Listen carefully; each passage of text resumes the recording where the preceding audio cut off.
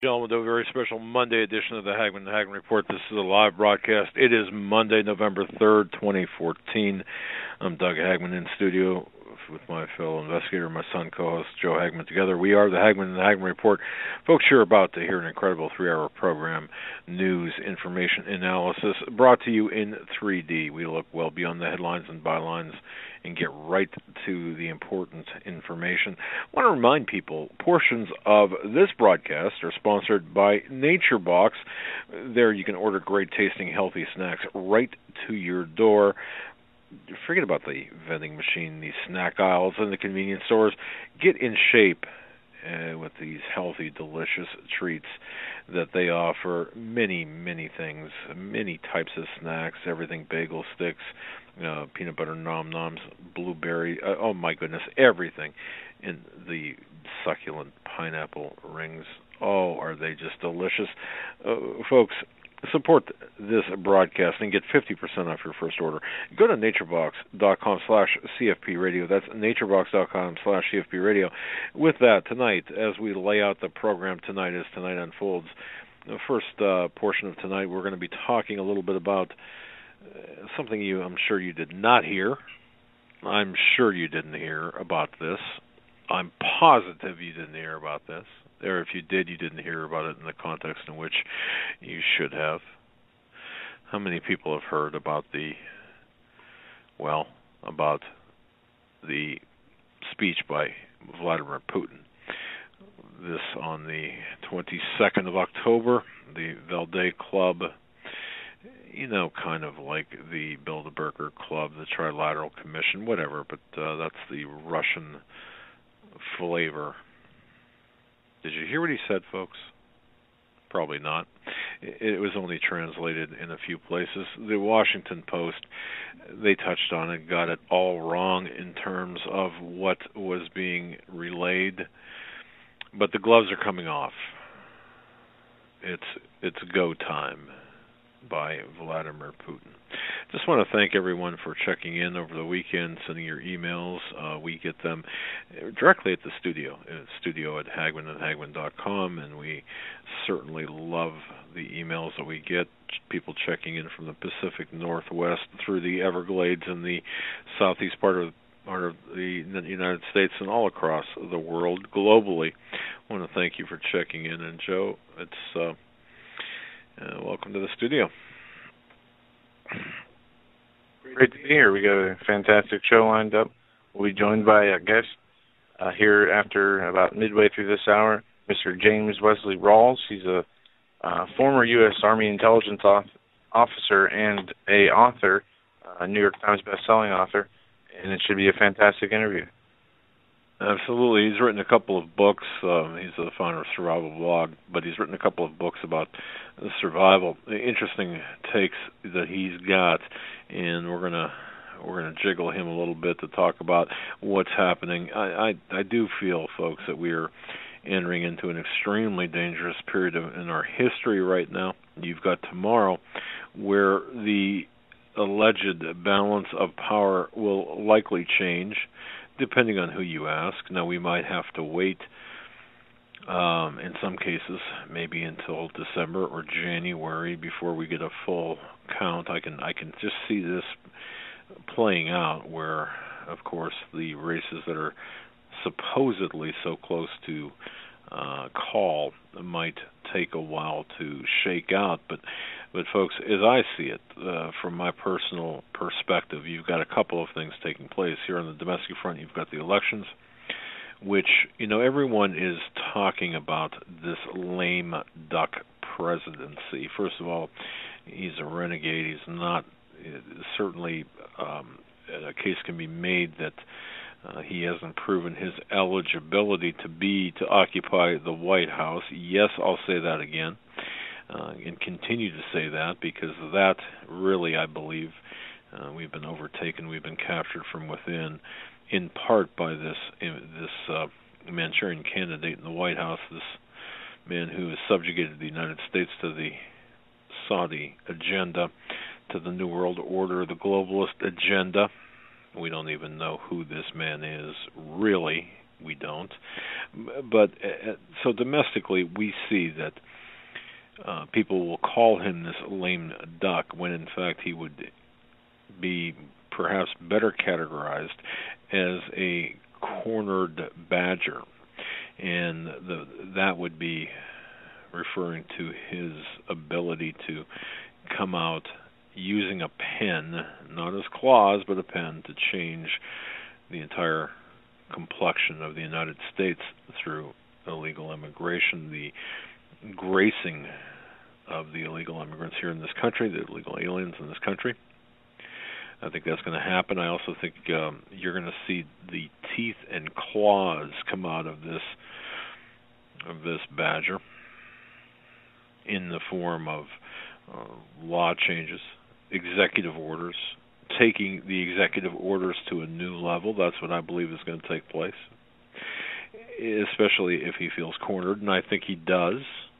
I think he believes, the narcissist that he is, I believe that he believes that he needs to do this to accomplish his objective. Remember, Avi Lipkin was on here not too long ago talking about the 3 tasks that he had, and that, of course, is the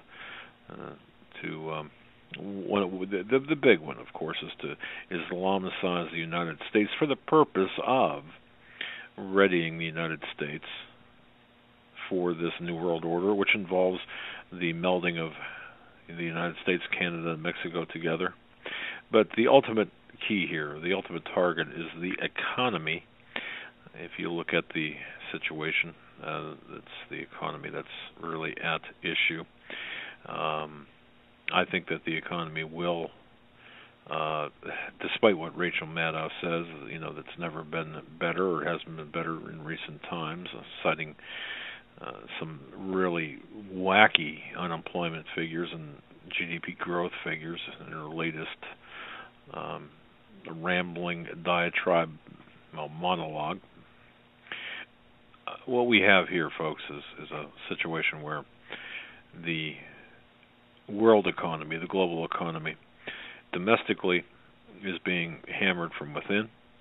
It's going to be taken down from within, and also from without. And I made reference to the club, the Valdez Club meeting that took place back in October 22nd, 23rd, and 24th, I believe it was, or October 22nd through the 25th. I'm fairly certain those are the dates. It was the 11th annual meeting of the Valdez International Discussion Club. Interestingly, there were, I believe, 100, looking through my notes here, 108 maybe attendees, the cream of the crop, so to speak. And Putin's comments, you can find. In fact, I'll be publishing an article about this, folks. It's so important to understand what's really taking place internationally. I mean, it's beyond. Well, we're staring dead into World War III, and this involves our continued insane rush toward Syria. Don't forget, folks, we are, and Putin makes reference to this in this Valdez speech, where he says, this doesn't make any sense. America is destabilizing the world, and that's exactly what we're doing. It's either through incompetence or malice, and I believe it to be of the latter, malice, or the intent is to create the chaos, to burn the place down, meaning the United States, and then most of the world, actually, and then rebuild it from the ashes in preparation of the New World Order leadership. And this is what I believe, this is where I think we're at. And Putin has warned the world in this speech, again, that did not get a lot of press, didn't get a lot of play, that he's coming out swinging. That he is not going to put up with this. Well, playtime's over. It's over. That, according to Putin, they're not going to be playing any these backroom engaging negotiation games anymore. They're prepared for serious conversations and agreements if they are conducive to the security, their security, and in general security, based on fairness and taking into account of taking the interest of all sides into account. It was noted that Putin noted that all systems of global collective security lie in ruins. There is no longer any international security guarantees at all. The entity that destroyed them, well, it's the United States, through the policies of Barack Hussein Obama, as well as the Soros progressive Marxist Clintonites mindsets, the Rothschild puppets, the puppets of the Rothschild New World Order. And that's where we're at. And Putin has recognized this. And he said, look, we're not going to play this game. And you're not going to come over here and be poking at us in the Ukraine, Syria. We're not going to put up with this. He really has, at least in my view, said enough is enough, and if you want war, we'll give it to you. He notes that Russia, and I'm paraphrasing, of course, that Russia doesn't wish for war. They don't want war. They've got no intention of starting a war. However, Russia sees the outbreak of global war as just nearly inevitable. They're preparing for it. They've prepared for it and will continue to prepare for it. They don't want war, but they don't fear it either. That's the message, Valdai.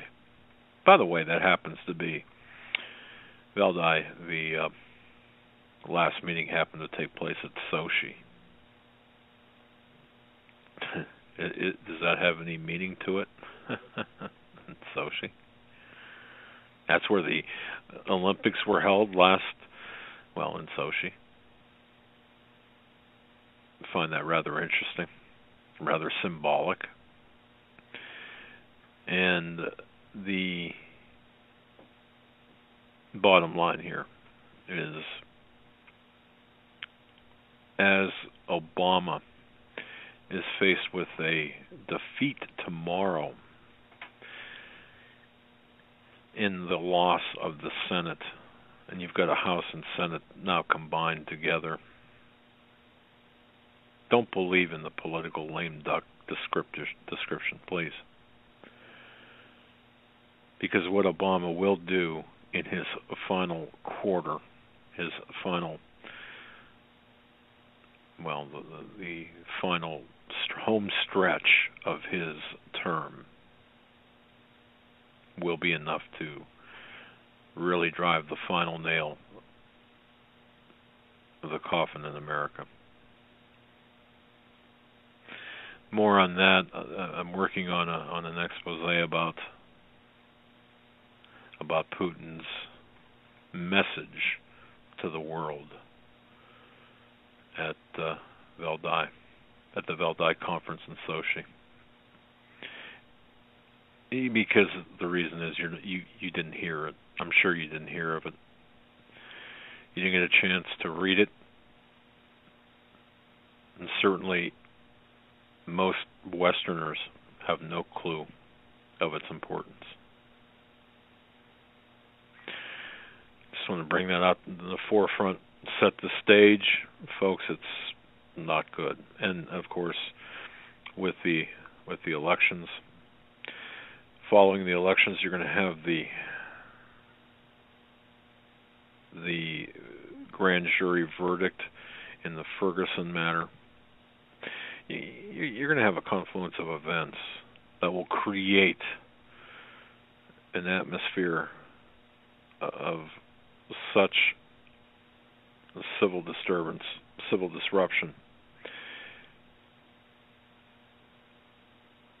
all the ingredients are there, are present for a time like no other. That, as well as the Ebola situation, as this Ebola mutation, I would urge everyone to visit stevequayle.com, click on the Ebola section, read the articles about Ebola, because it's really not about Ebola. It's about the economy. It's about the economy. Because we're not going to be able to trade. International trade is going to suffer, and other things are going to suffer. All gas prices are down. Yippee. You realize how fast they can go up? Oh, and by the way, folks, metals, silver, gold, down. They're barbarous relics, don't you know? Yeah.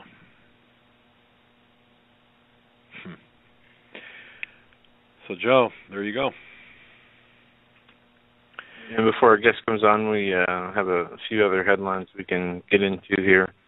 We have the United Nations Women Group. United Nations Women pushes for global abortion for sustainable development under the guise of advancing what the UN calls gender equality, a sustainable development. A new report by the UN Women Agency is again pushing the global abortion on demand, more sterilization programs and population control schemes, massive government interference in family life, and much, much more, as a document published this month, written in very deceptive language designed to at least partly conceal the extreme and outright barbarism agenda being proposed. Critics of the UN were able to see right through the deception, lambasting the UN for pushing totalitarian and horrific policies while trying to dupe the public. The report published by the UN entity for gender equality and the empowerment of women claims to be a survey of the supposedly important links between gender equality and sustainable development.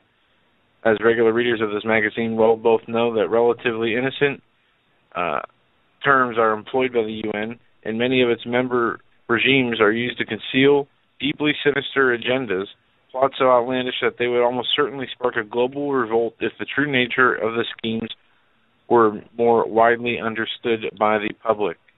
And an example of what this is referring to, part of this sustainability report goes on to say that even a global one-child policy would not do enough for sustainability.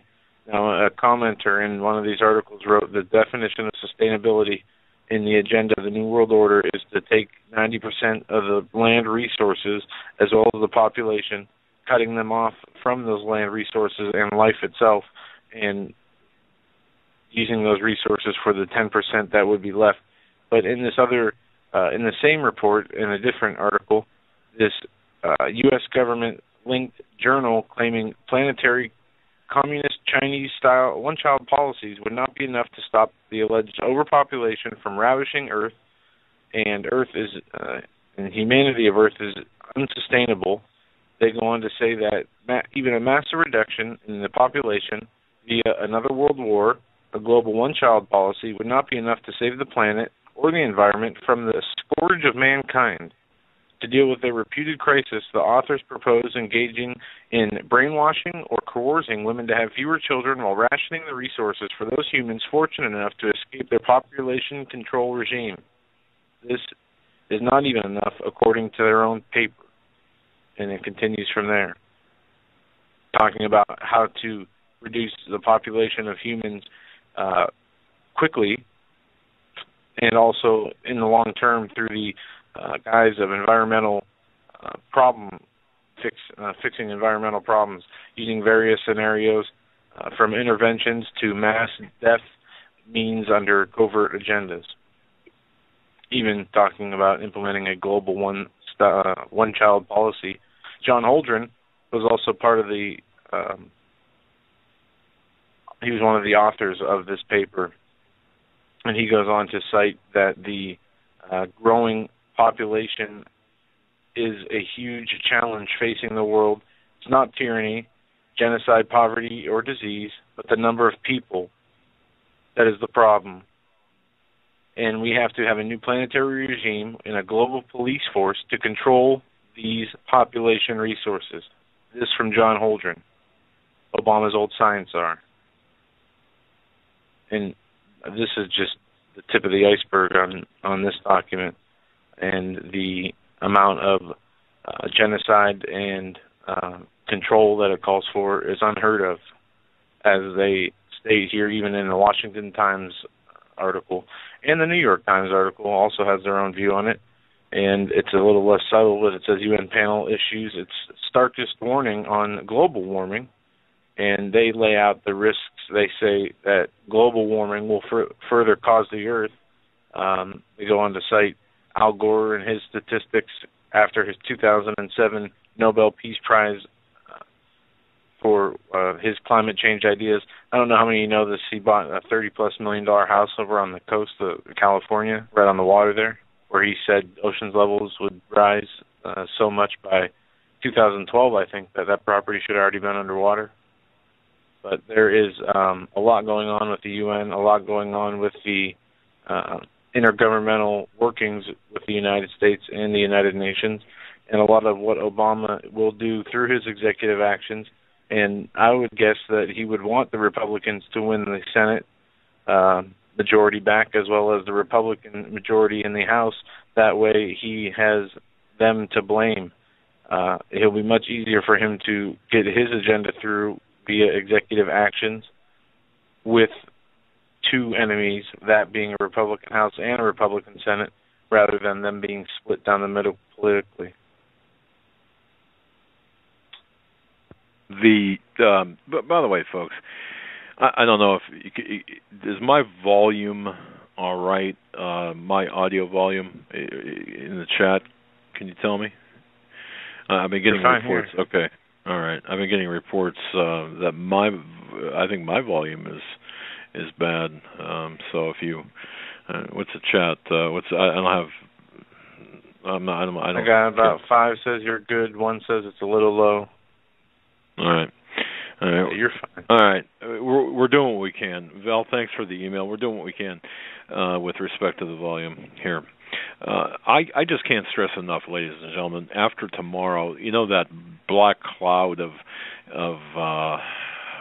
uncomfortable, the discomfort, that black cloud of the spiritual uneasiness that you felt after 2012, after the election, the presidential election of 2012, will multiply that exponentially as we see after tomorrow's elections, and as we see the GOP perhaps, and I believe this to be the case, perhaps take over the Senate. Now, I know I know at least one governor that's most likely going to lose. That's, of course, in Pennsylvania. But, a lot of people are saying that this... What, you think Tom Corbett's going to go? Yeah, I do. In matter of fact, in a Steve talked about this. We got a phone call last week at the studio here, and it was a survey of 5 questions, political survey about the upcoming elections, and we talked about Tom Corbett, but what makes you think he's going to lose? Just the atmosphere of the political arena? Because his opponent, they infused, now listen to this, folks, within a period of, I think, it doesn't matter. I'll just say from early spring to the present, $10 million into the Democratic candidates' coffers. $10 million. And I still don't even know his name. His name's Wolf, as in hungry like a wolf. But the fact of the matter is, where did this money come from? Well, it came really from much of it came from the coffers of the Democratic committee. However, here's the thing: you've got this virtual unknown facing the incumbent. Now, Corbett has done a few things that he's gone back on some promises with respect to gun control. And anyone listening to us in Pennsylvania certainly knows what I'm talking about. But what you're going to see across this country is this grand shift from the centrist. If there was ever any centrist candidates, they will be shifted dramatically to the political left, to the Marxist left. And those on the progressive, in quotation marks, left, the Marxist left, are going to go even further toward that Marxist agenda. You're going to see the ramping up, and I mean this exponential ramping up after the elections of this globalist agenda. And you've got the usual suspects. You've got the Soros, the Brzezinskis, the Kissingers, on both sides of the aisle. Folks, you're going to see an incredible period of time. I really, truly believe you're going to live through a very rocky period in which the landscape of this country is going to dramatically change. And you might think, well, I'm putting my hope in these candidates. And you can name any GOP candidate that you wish, or any independent even candidate that you wish. But the bottom line on this, to borrow a phrase from Steve Quayle, the bottom line is really they're not running the show. No, the global elitists are running the show. This is all a magic act. You know, all of this political football that we see, and all of the cheerleaders, and all of the scorekeepers, and Karl Rove with his whiteboard. Yeah, all that is just for your consumption. Because you see what's going on behind the scenes is something much more dire, much more critical, much more nefarious, and that behind the scenes is that ramping up toward the globalist regime, the New World Order, the one world government, and they're going to do that by dismantling the United States from within. They already have a grand head start, and you know what? The very people that you're putting your trust in, the GOP candidates, are going to go right along with it. Have you heard anything out of the mouth of John Boehner at all? Anything worth anything at all? Of course not. Oh, and what about the Benghazi, the Select Committee on Benghazi? What have we heard from that? They're still stumbling around talking about a consulate. They're still stumbling around talking about diplomatic security. They're still stumbling around on matters that are for show and not the heart of the matter. Putin, for all of his faults, and he's got many, and I'm not a Putin fan at all, he has at least come out and identified what Obama has been doing with the Muslim Brotherhood and with the destabilization of nations across the Middle East, and saying to all Americans, if you don't see what's going on, man, you're living under a rock, basically.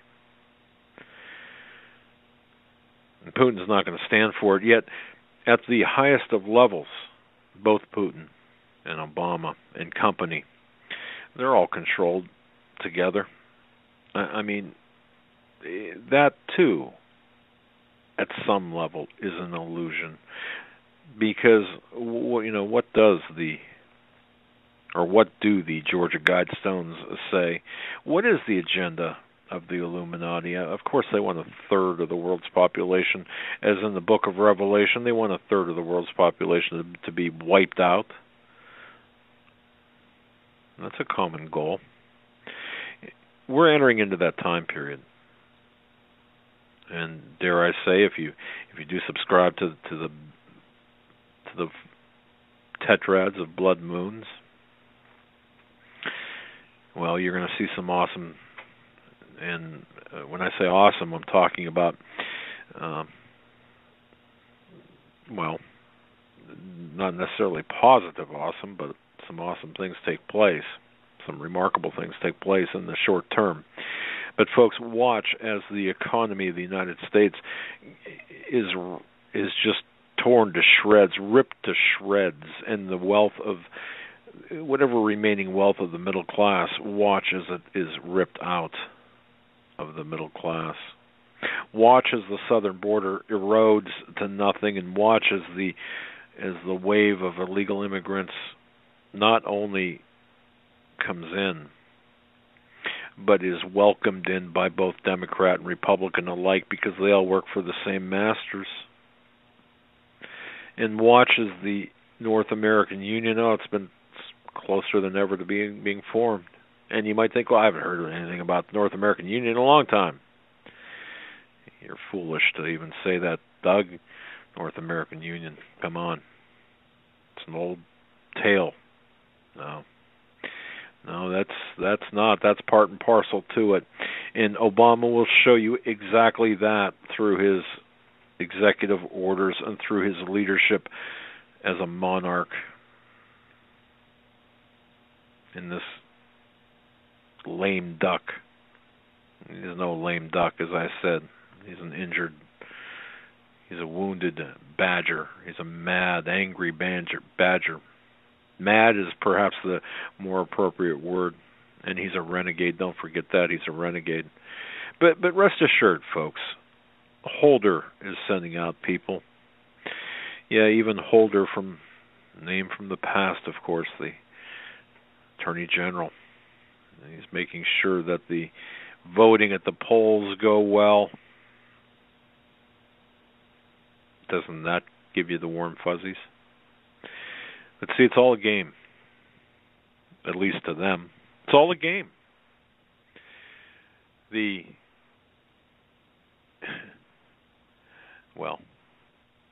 It's all a game. And I'll just say that the communist system, communism is crony capitalism. If you can imagine a pyramid, the unwashed masses, are at the bottom of the pyramid. The weight of the pyramid is crushing us, and then the next level, of course, are the upper class, the elitists, and then as you go up the pyramid, you get up to the people who will shoot at you. The next level, the people who will fool you, meaning the press, entertainment industry. And then one more level, the people that rule you. That's right, the Obamas and the Putins. And the other leaders, bankers. And then at the very top, then you get the Rothschild, Rockefeller, incestuous relationship, the capstone, the Eye of Horus. Their aim is to disarm the American public, let them fall asleep. By the way, Mikhail Gorbachev had said that. Any fourth grade history student knows socialism has failed in every country at every time in history. Obama and his progressive bootlickers, well, they're either idiots, and I don't believe they are, or they're deliberately trying to destroy the American economy. And I believe it's the latter. They're trying to destroy the American economy. Watch what's happening. Don't take your eyes off of Syria. Don't take your eyes off of ISIS. Don't take your eyes off of the Middle East. Even as things go hot in the Ukraine, in Crimea, in Russia, of course, their position with Gazprom and Putin's billions, of course. And, of course, watch what happens to NATO, and as Turkey leaves and does their own thing. It's a new game. Well, it's an old game by the old people, but it's a new set of rules, perhaps, or a game without rules. Maybe that's more accurately describes it. We're at a historic turning point. We've reached this historic turning point. Tomorrow is just one page marker in the book of the globalists. There's nothing new with respect to the idea that the world is changing very fast. It's difficult, if not impossible, not to notice the dramatic transformations in global politics, the economy, public life, in an industry, information and social technologies. Yet people, they still try to say, it's all good. The Rachel Maddows, the Tom Hartmans, the Amy Goodmans, the apologists for the Marxists. It's all good until it's not. Here to talk to us about, what we can expect in the future and how to survive it, James Wesley Rawels. He's a former U.S. intelligence officer, New York Times best-selling author. He founded survivalblog.com. This guy knows what he's talking about. I'm sure most people listening to this broadcast know this man. He was born in California in 1960. He's got a Bachelor of Arts degree in journalism. From 84 to 93, he served as a U.S. military intelligence officer. He resigned his commission as a U.S. Army captain right after Bill Clinton was inaugurated as President of the United States. Gee whiz, wonder why that was. He worked as an associate editor and regional editor in the Western U.S. with Defense Electronics magazine in the late 80s and early 90s. He was a managing editor of the International Countermeasures Handbook, and on and on. This guy's got so many credits. We could take a whole program talking about him. He's a survivalist expert. He's written books, by the way, books.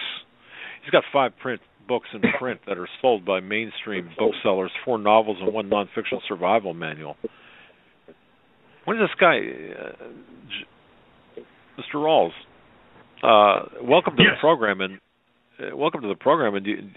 wow, you're a busy guy. Well, I certainly am. I recently had another book release. I think this will be my 4th New York Times bestseller. And it just came out at number 20 on the Publishers Weekly bestsellers list. And the New York Times list comes out toward the end of the week, so we'll see where we end up. But, I'm a very busy guy. How do you, seriously, I want to know this, just for my own peace of mind. How do you write so many books? It's difficult for me to write 1, or 2. Sometimes it's difficult for me to string coherent sentences together. But how do you do it? Seriously, how do you do it? Well, first it takes the assistance of a great editor, and I have one at E.P. Dutton. Her name is Jessica Renham. But it also just takes a lot of work, a lot of time. Thankfully, I have really good recall of my dreams, and my fictional characters end up in my dreams, and I end up dreaming a lot of the storylines of my novels. So in the morning, I usually just wake up and start typing away with remembering the storylines in my dreams. So that helps quite a bit. But basically, my novels are survival manuals dressed as fiction. They have a lot of practical, tactical stuff woven into a fictional storyline. So most people end up reading them twice, the second time through with a highlighting pen in their hand and a notepad. Wow. Okay. Now so you wrote a novel of the coming collapse, right? Founders, a novel of the coming collapse. That wasn't your Patriots, right? Yeah.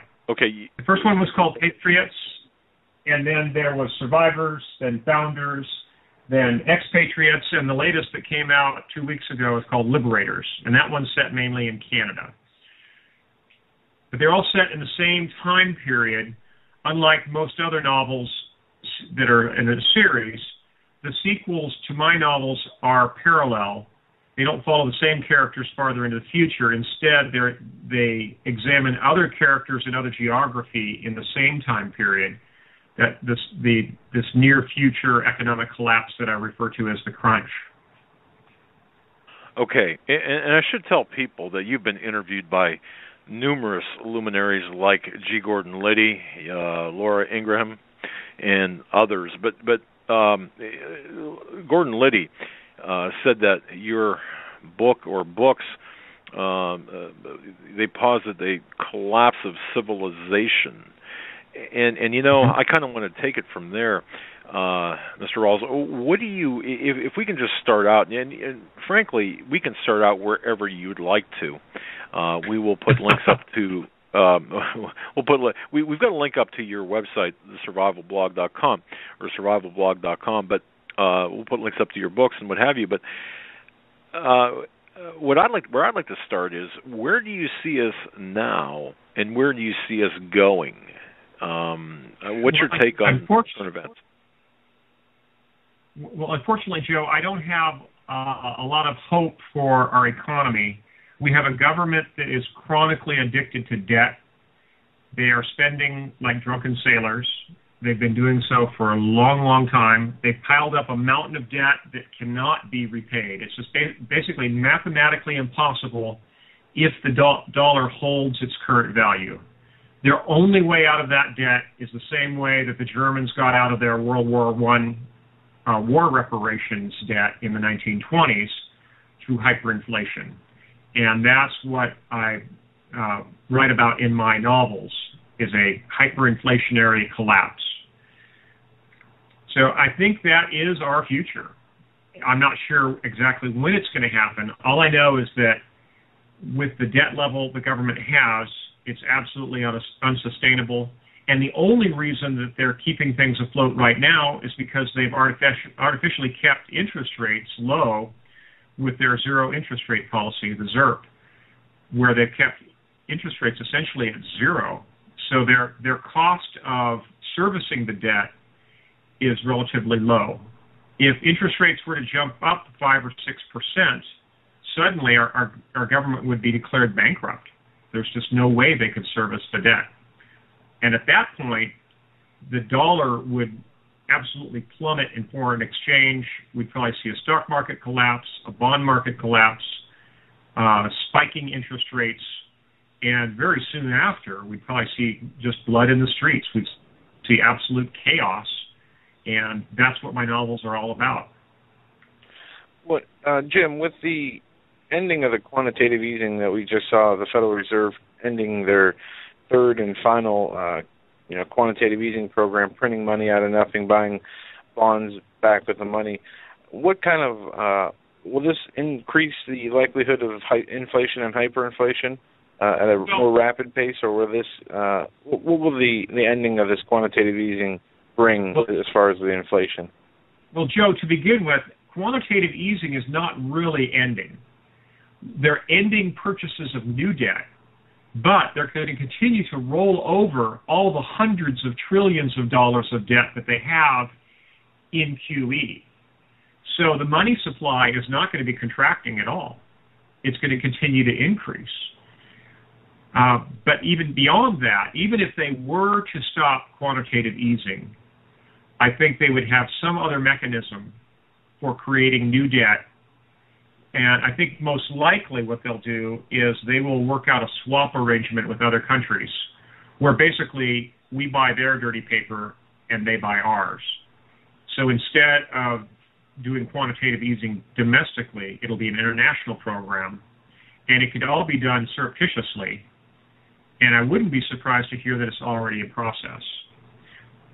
So QE basically can't end. I think QE is about as likely to end.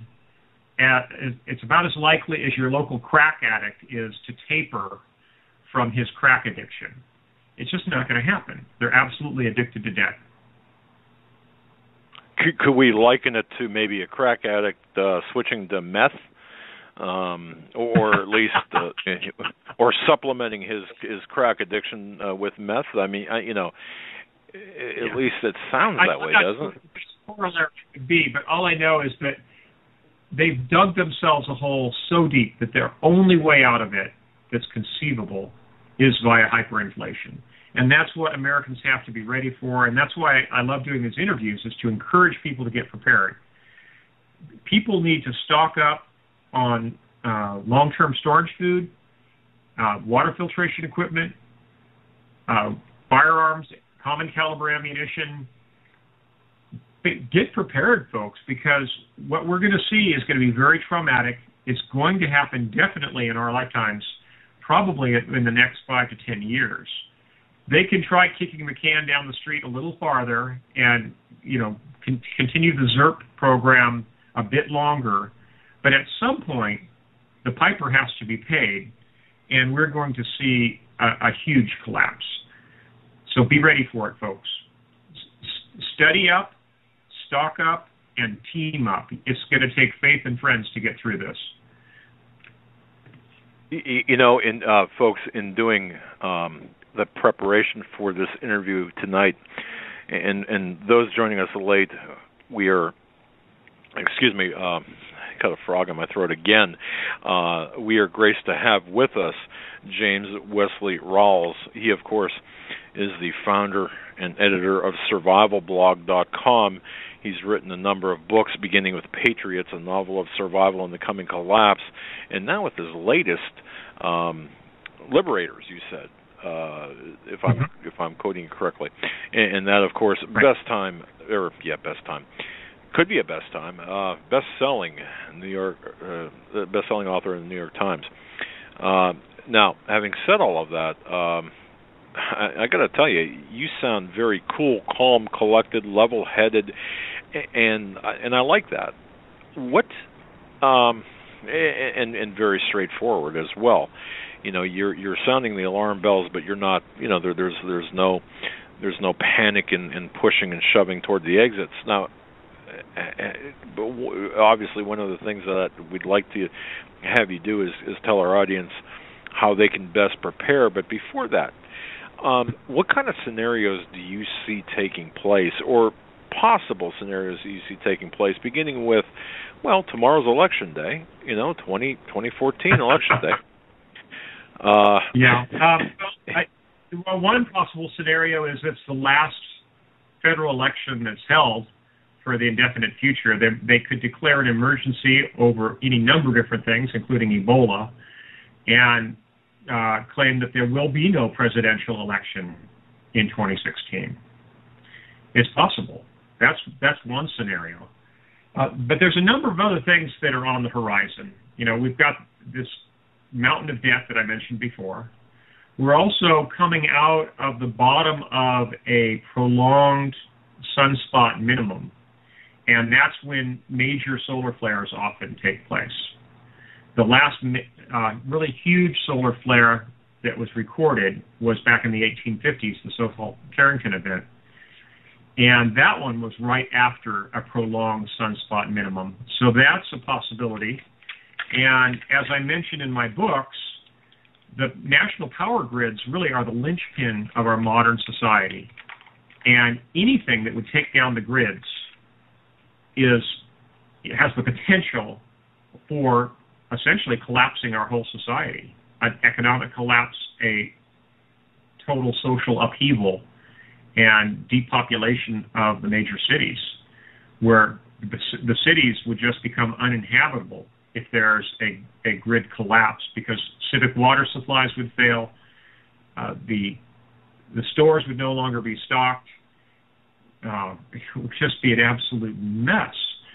The power grids really run everything in this nation, and having them go down and not come back up for more than a week or two would be absolutely disastrous. If nothing else, we'd start to see a die-off just because of the large number of people who have chronic medical conditions who are dependent upon advanced medical equipment. People with COPD who use oxygen concentrators, people who have sleep apnea, who who use breathing machines at night, people who have kidney problems, who are dependent upon kidney dialysis. It doesn't take very long before those people are going to start checking out. Not to mention, if the supply of insulin gets disrupted, the millions and millions of Americans who are on medical insulin are no longer going to be with us. It's a really sad prospect, but let's face it, folks, we live in a very highly complex technological society with very long chains of supply, and it's made us very vulnerable. We've essentially built ourselves a house of cards. Wow. Well, you've undoubtedly read the book 1 Second After. I think what you described there is the opening salvo, or what we'd see with a massive, solar flare, EMP, whatever, taking out our grid system. Either of those could cause basically the same effect. The other thing that could bring down the power grids is, of course, a hacker attack. A lot of the power infrastructure that's been developed in the last 50 years was kind of cobbled together, and originally it was all manually controlled. Then they added computer control, and then they added another layer on top of that for remote access computer control, first via dial-up and later via the internet. But that left huge backdoors in the software that controls the power grid, as well as natural gas production and distribution and public water utilities. They all use what's called SCADA software. SCADA stands for System Control and Data Acquisition. All that SCADA software is highly vulnerable to hacker attacks because it was all developed before there was even the concept of hackers. And it was developed with no real recognition of the threat of hackers because originally the systems were standalone and they didn't have outside access. Well, now they're all fully accessible via either dial-up or via internet connections. So there's a huge vulnerability there as well. So that also could bring down the power grid. And then that leads me to one other possibility, and that is a pandemic could actually bring down the power grid. And that would be because public utility employees would not be showing up to work. They'd be afraid to get out in public. They want to stay down and hunker down with their families. So they won't be showing up for work. And the power utilities will start to go offline almost immediately, starting with the nuclear power plants in the eastern United States, because the Nuclear Regulatory Commission regulations dictate that if they don't have a certain level of staffing, nuclear power plants have to be scrammed. They have to be taken offline, and no more power is going to come out of them if they don't have enough staff on hand. And following that, we'll probably start to see a full-scale grid collapse when the coal-fired plants go offline. And they can go offline simply because the coal trains aren't running. It takes literally trainloads of coal to keep these plants going, or because there simply isn't enough people there to operate the plants. Wow. You don't paint a pretty picture. I can, however, we don't need it sugar-coated, obviously, and it's straightforward. Is it incompetence? I mean, how did we get to this point? The fragility of the system. Go ahead. It wasn't a matter of incompetence. It was just too much dependence upon technology and too much faith in technology as the savior for all of our problems. We built up these long chains of supply and this huge division of labor, and a situation where we now have 1% of the population that's feeding the other 99%. Back in the Depression of the 1930s, still 20 to 30% of the population was actively involved in either farming, ranching, or fishing. Now we've got 1% engaged in those activities, feeding the other 99%. So our vulnerability just grows greater and greater with every passing year. I get that. Okay. As we near the top of the hour, I'm just gonna alert you. I do want to get into an article that you wrote on survivalblog.com. By the way, folks, bookmark that website, survivalblog.com. My goodness, the amount of information on his website is just staggering. But on the other side, after the break, I'm going to ask you about your article about the month that was with respect to precious metals as we see them right now at some pretty dismal opening or pretty dismal rates right now with gold and silver in particular. That one was actually a contributed article, but I do follow the precious metals market pretty closely. Well, I think next to, I was going to say the questions about gold and silver that we get here at the studio probably rank up in the top maybe 2 or 3 in terms of, well, what do you think is going to happen, or it's in some way, shape, or form, it involves the precious metals. So if you've got that level of knowledge, and I know you do, we can talk about that on the other side. But before we go there, I just so you mentioned something, and I've heard this before, and I know people who are listening heard this before, saying that perhaps this could be our last federal election. And we heard it with Bush 1, Clinton, and Bush 2, twice, blaming it on different factors. However, I don't think we've seen a confluence of events that would make that more likely today than ever before. Is that kind of what you're saying? I think so. We have an administration where the president has surrounded himself with some cronies who are not just addicted to debt, but also addicted to power. And I don't think they're going to want to let loose the reins of power very easily. And as Rahm Emanuel has often been quoted as saying, never let a crisis go to waste. I think they may manufacture a crisis if there isn't one that's convenient for them. Absolutely. I'm reading a quote here from an interview that you did with Maura Ingram. She goes on to describe your book as going through point by point the basics of being prepared and heightening your choices to survive on some type of major crisis, and saying that there is a very thin line between order and total anarchy in a time of crisis when people's lives are on the line and all the niceties and the rules go out the door.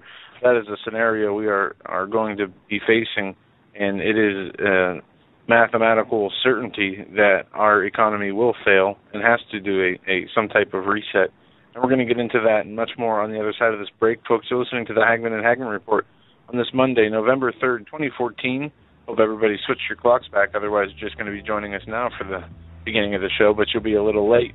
We'll be right back, gentlemen, to hour number 2 of the Hagmann and Hagmann Report this Monday, November 3rd, 2014. Our special guest tonight is Mr. James Wesley Rawels.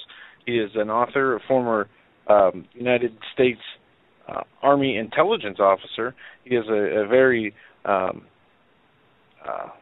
would you say, he's a great background in a variety of from media to the Army to intelligence to, and now focusing on the survival aspect as we live in some of the most uncertain times in our world. Mr. Rawls, if somebody who had never heard of you or read any of your books were to come across some of your one of your books, which one would you recommend that they read first that would be most vital and most important for them in this time we live in? In the times we live in, I would say the most important to read would probably be my nonfiction book that's titled How to Survive the End of the World as We Know It. That came out from Penguin Books about 5 years ago now, and it's been a bestseller for them. It covers a lot of really important information on what families can do to prepare for hard times, and I do think we have hard times coming. And even for folks who don't have an interest in sitting down and reading a book, I recommend that they at least take a look at my blog site. Again, it's survivalblog.com. Everything there is available free of charge. There's over 40,000 archived articles and letters. The blog's been around since 2005. It's fully searchable by keyword, and I recommend that people pick out the most important topics and print out the most important articles so you have an EMP-proof backup. You know, that we do sell an archive DVD, but folks, it's all there free of charge. Take full advantage of it. I think time is relatively short, and people, again, need to stock up and team up to be ready for what's going to happen and what's already unfolding around us right now. You know what, Jim, I was absolutely amazed when I visited your website, and I've been on it before, but look, I don't know if you expanded dramatically, but I got to tell you this. You can spend a week at his website, survivalblog.com. Please bookmark that website. And I agree, sir, with respect to your advisory about which book to purchase. You know, this is we're dealing with people, and I know we're in the same position too. You got to watch your money. So, if you're looking for a handbook, you know, the best handbook, I certainly have to say that your book about survival, that would be the number one book to grab. So, in fact, we will feature that on our website at hagmann.com. Now, before the break, I asked you about the metals, the silver and gold. We're seeing this criminal manipulation of metals. Man, talk to us, Jim. Give us some. I'm a big believer in precious metals, but as a prepper, I think it's important that people get their beans, bullets, and Band-Aids squared away first before they invest in precious metals. You really need to have at least a 6-month supply of food for your family, and you need to, have the means to defend that. You need to have a decent battle rifle and the knowledge and ammo and magazines to go with it. It takes some training.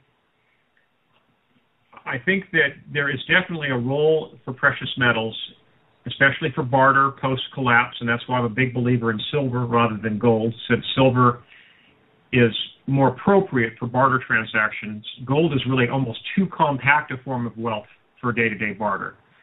I mean, what are you going to trade for a 1-ounce Krugerrand? A whole car? Someone's entire farm crop?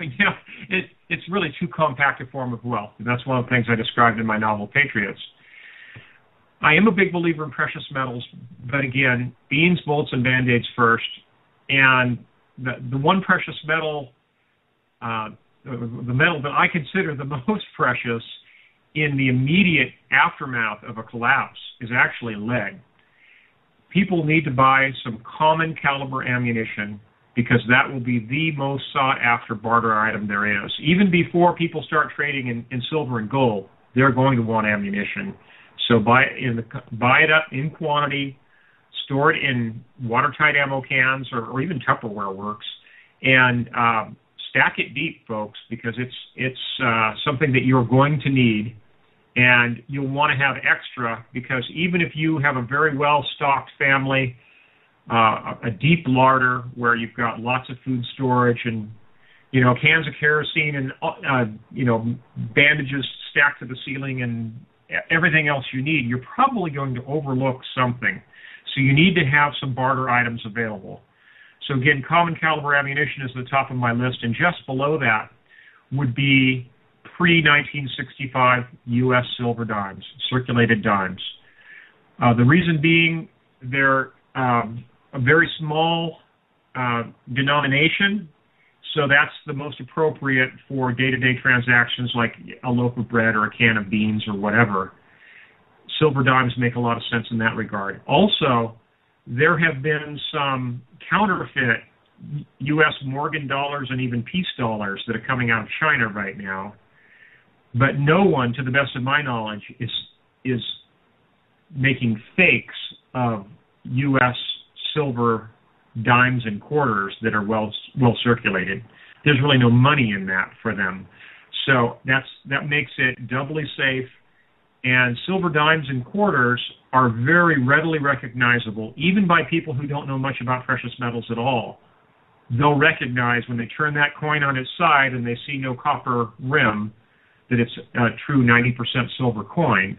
They'll know it has some value. And one amazing thing about markets is they always find equilibrium very quickly, even in a disaster situation. So I think that very good. The prices, the value of precious metals will be pegged very quickly in the aftermath of a collapse, and everyone will be tracking them very closely. And you're not going to lose money, especially recently silver dropped below $16.50 an ounce. Right. It's a prime time to be buying silver. I've talked to a lot of consulting clients. 10 years ago in my blog, I was saying, buy silver. It's only $6 an ounce. It's a bargain. It's going to go up. And then it zoomed up past $25 an ounce and higher for a while. And people wrote me and said, I missed the boat. It's too late for me to buy silver. Well, guess what, folks? Here's your chance. With silver sub anywhere below $18 an ounce, I consider it an absolute bargain. So buy a lot of it, stack it deep, and buy it in small denominations. About the largest I would recommend would be 1 ounce silver rounds. And I generally prefer circulated U.S. silver coinage because it'll be more trusted than silver rounds. Because a lot of people have never even seen a 1 ounce silver trade dollar or a 1 ounce American Eagle. But almost everyone is familiar with pre-1965 American silver coinage, dimes, quarters, halves. You know what, Jim? I'm almost embarrassed to say this, to admit this publicly, but until I think 2 years ago, I never saw, a silver dollar. What are those? The the Liberty dollars or Eagle dollars, whatever they're minting now. I never saw one until about 2 years ago. The 1 ounce rounds, they're called those American Eagles. Yeah, that's right. Yeah, and but you probably grew up seeing silver quarters and dimes, right? You knew what sure. Those were. Yeah. Oh, yeah. Sure. And I think people have. I mean, even recent immigrants very quickly catch on to the significance of pre-1965 silver. Interesting.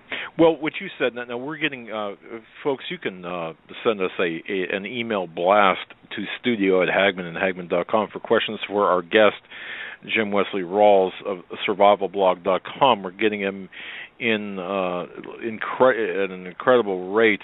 What you just mentioned, too, earlier about, of course, lead being a precious commodity, precious metal in your book, and I totally agree with you on this. We have a listener listening live right now out of Portland, Oregon. KBR wants to know: is there any one particular weapon and or ammunition that you would favor at this point, if you could only afford one? And I think that this is what KBR is attempting to ask you. Go ahead. I would say, in terms of battle rifles, the real bargain right now is what's called a PTR 91, and that's a American clone of the famous HK 91, which is a .308 battle rifle, uses a 20-round detachable magazine. They're quite accurate, incredibly reliable, and the .308 Winchester cartridge is an absolute assured man-stopper. It's a quite powerful cartridge. It's just a little bit less powerful than 30-06. And the advantage of the PTR 91 is that there's a pretty decent supply of spare parts out there, a huge variety of accessories, and most importantly, extra magazines for that rifle can be had for less than $3 a piece, because there was a huge number of aluminum alloy magazines that were sold off surplus by the German government about 10 years ago. And we're talking millions of magazines. It was basically their war reserve in case they ever got invaded by the Russians. the Soviets in those days. Those magazines all flooded the American market. The vast majority of them ended up in the United States, and they were sold off at scrap metal prices. You can still literally find them for as little as $2 or $3 a piece, which is an absolute bargain in the battle rifle world. So again, the PTR 91, it's made by a company called PTR Industries. And what they did was they took military surplus German G3 rifle parts kits that had their receivers destroyed because they were fully automatic receivers, and then they reassemble those parts kits on an American semi-auto only receiver. And again, they shoot .308 Winchester or 7.62 NATO, essentially the same cartridge. These rifles will actually shoot both, although they do best with 7.62 NATO, which is available quite inexpensively. Again, stack it deep, buy lots of spare magazines, and that rifle is not going to let you down. Very good. Now, Kelly from, well, looks like Spokane here, not too far away from Portland, wants to know, wants to know what your idea, and this is on the same topic here, what your idea of an adequate amount of ammunition would be for, well, let's just say we've got a PTR 91. How many rounds of ammunition would you feel I would comfortable? say a minimum of 1,000 rounds, and the way to buy it is military surplus that you can get at some gun shops, but you get a better price at gun shows. Look for it in what's called battle packs. They're usually green plastic packages, about the size of a little smaller than a loaf of bread, a foot and a half long by 4 inches by 4 inches square. They're made out of really heavy-duty plastic, so they're watertight. That way, even if you don't have ammo cans available, you can leave the ammunition in those battle packs. The battle packs are anywhere between 120 and 200 rounds, depending on what country they come out of. And there's a huge amount of that ammunition still on the market, and it's going to right now set you back about 40 cents a round. I would have preferred that people stocked up when it was 18 or 20 cents a round back when I was stocking up, but a lot of people just didn't listen. But the good news is the crisis period we had a year ago when 308 ammo was going for $1 or even $1.25 a round.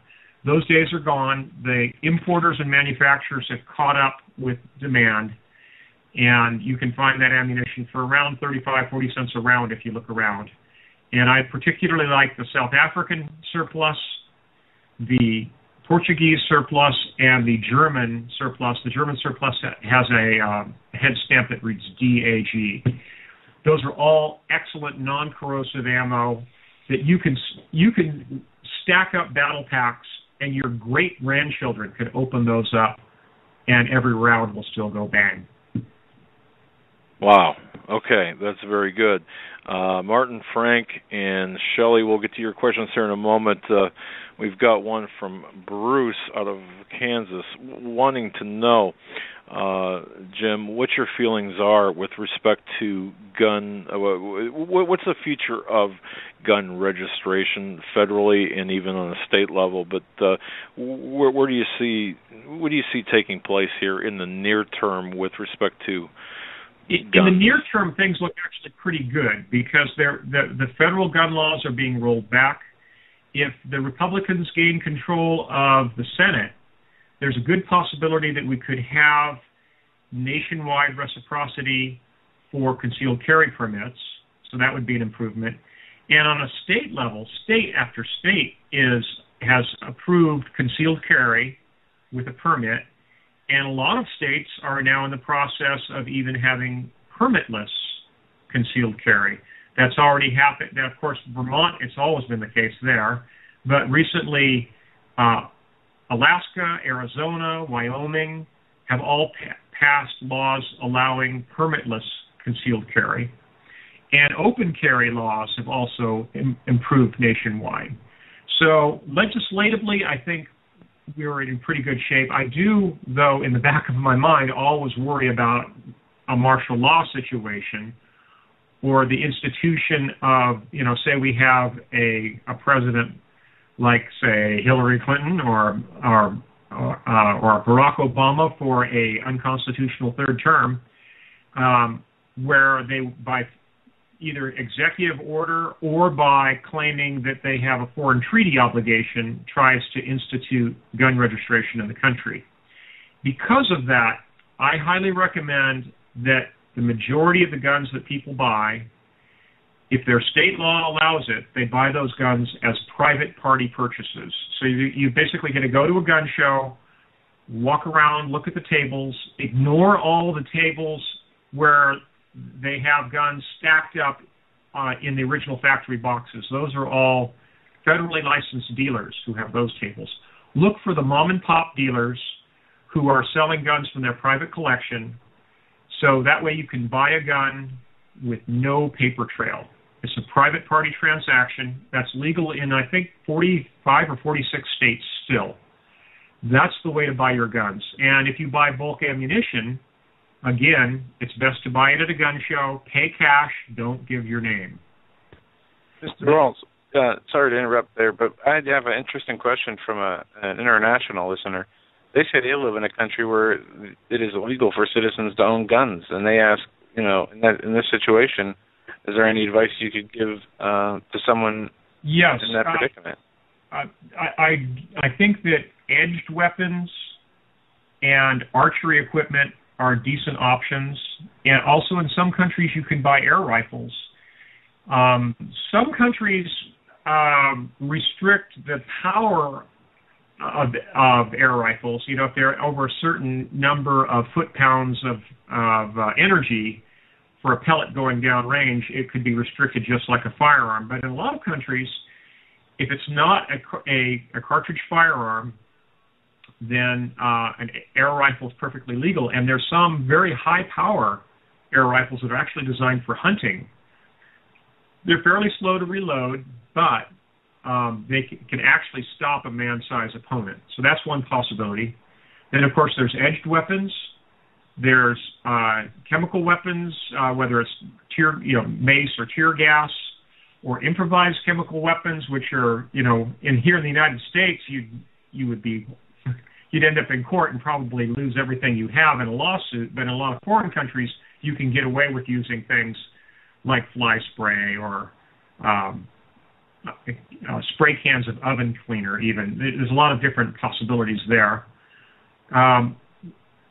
Just think through what's legal where you live, because at the very minimum, you can at least carry a long police flashlight, for example, like a mag light. If you get one that takes 5 or 6 batteries, that flashlight doubles as a baton, and with the right training, if you take baton training, and that's available through a lot of different martial arts, you have a much better chance of facing off an attacker than you would barehanded. Just don't go empty-handed. Find out what's legal in your country and get the very best training you can if it's a martial art. Archery equipment takes years to practice with. Edged weapons, not quite so long, but I recommend the Philippine martial arts, because unlike other martial arts schools, they actually start with edged and blunt weapons and then do hand-to-hand later. In karate, jiu-jitsu, kendo, kempo, all the others, they start with empty-hand fighting, and only for like the advanced black belts do they eventually work their way up to working with edged weapons and blunt instruments. So again, Philippine martial arts, or it's commonly called PMA, is the way to go, because you're going to start out with those more effective weapons. Don't shortchange yourself, folks. In addition to flashlights, one other thing that people can carry in just about every jurisdiction imaginable that they often overlook is road flares.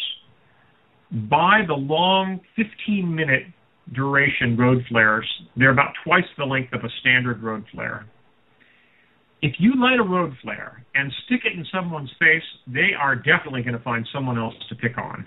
No one wants to have globs of hot molten sulfur flung at them. It just goes against human nature. Unless they're high on PCP, they are going to turn tail and run. So always keep road flares handy in your car. And again, even if you're in a jurisdiction where it's illegal to carry a gun or illegal to carry a knife, you can at least carry road flares.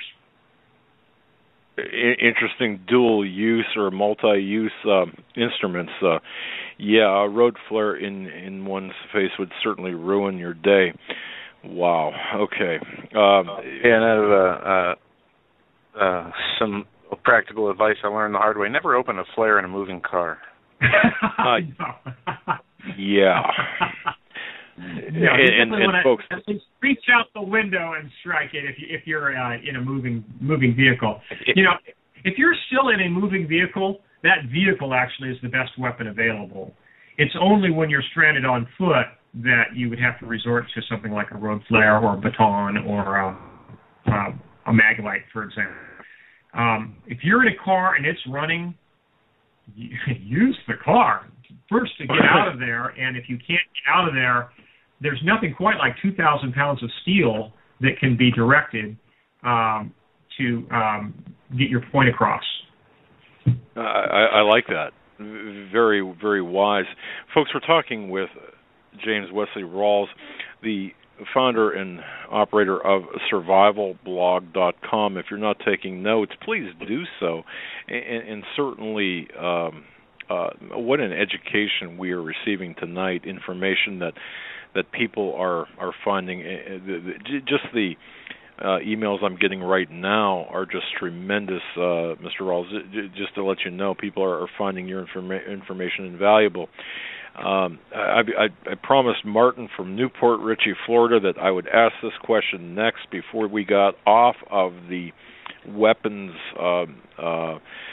topic here. He wants to know your, and I understand, and Martin and others, I understand this is a personal preference matter, but obviously you talked about long guns and your preference being the PTR 91. What about pistols? I mean, if you had money just to buy one pistol, and let's just say you were proficient, as Martin is. He's proficient. He's shot a number of pistols. He's comfortable with anything from a 45 to a 22. What would you recommend? Okay. Well, for someone who can handle the recoil of a 45 and has a decent-sized hand, the gun that I recommend is the Glock Model 30S, as in Sierra. That's the slim slide version of the compact Glock 45 automatic. And that's what I carry on a day-to-day basis, although I carry mine with a longer magazine, the 13-round magazine out of a Glock 21. So basically you have a short-barreled Glock 21. You have 13 rounds of magazine capacity, which is 5 rounds more than you have with the Model 1911.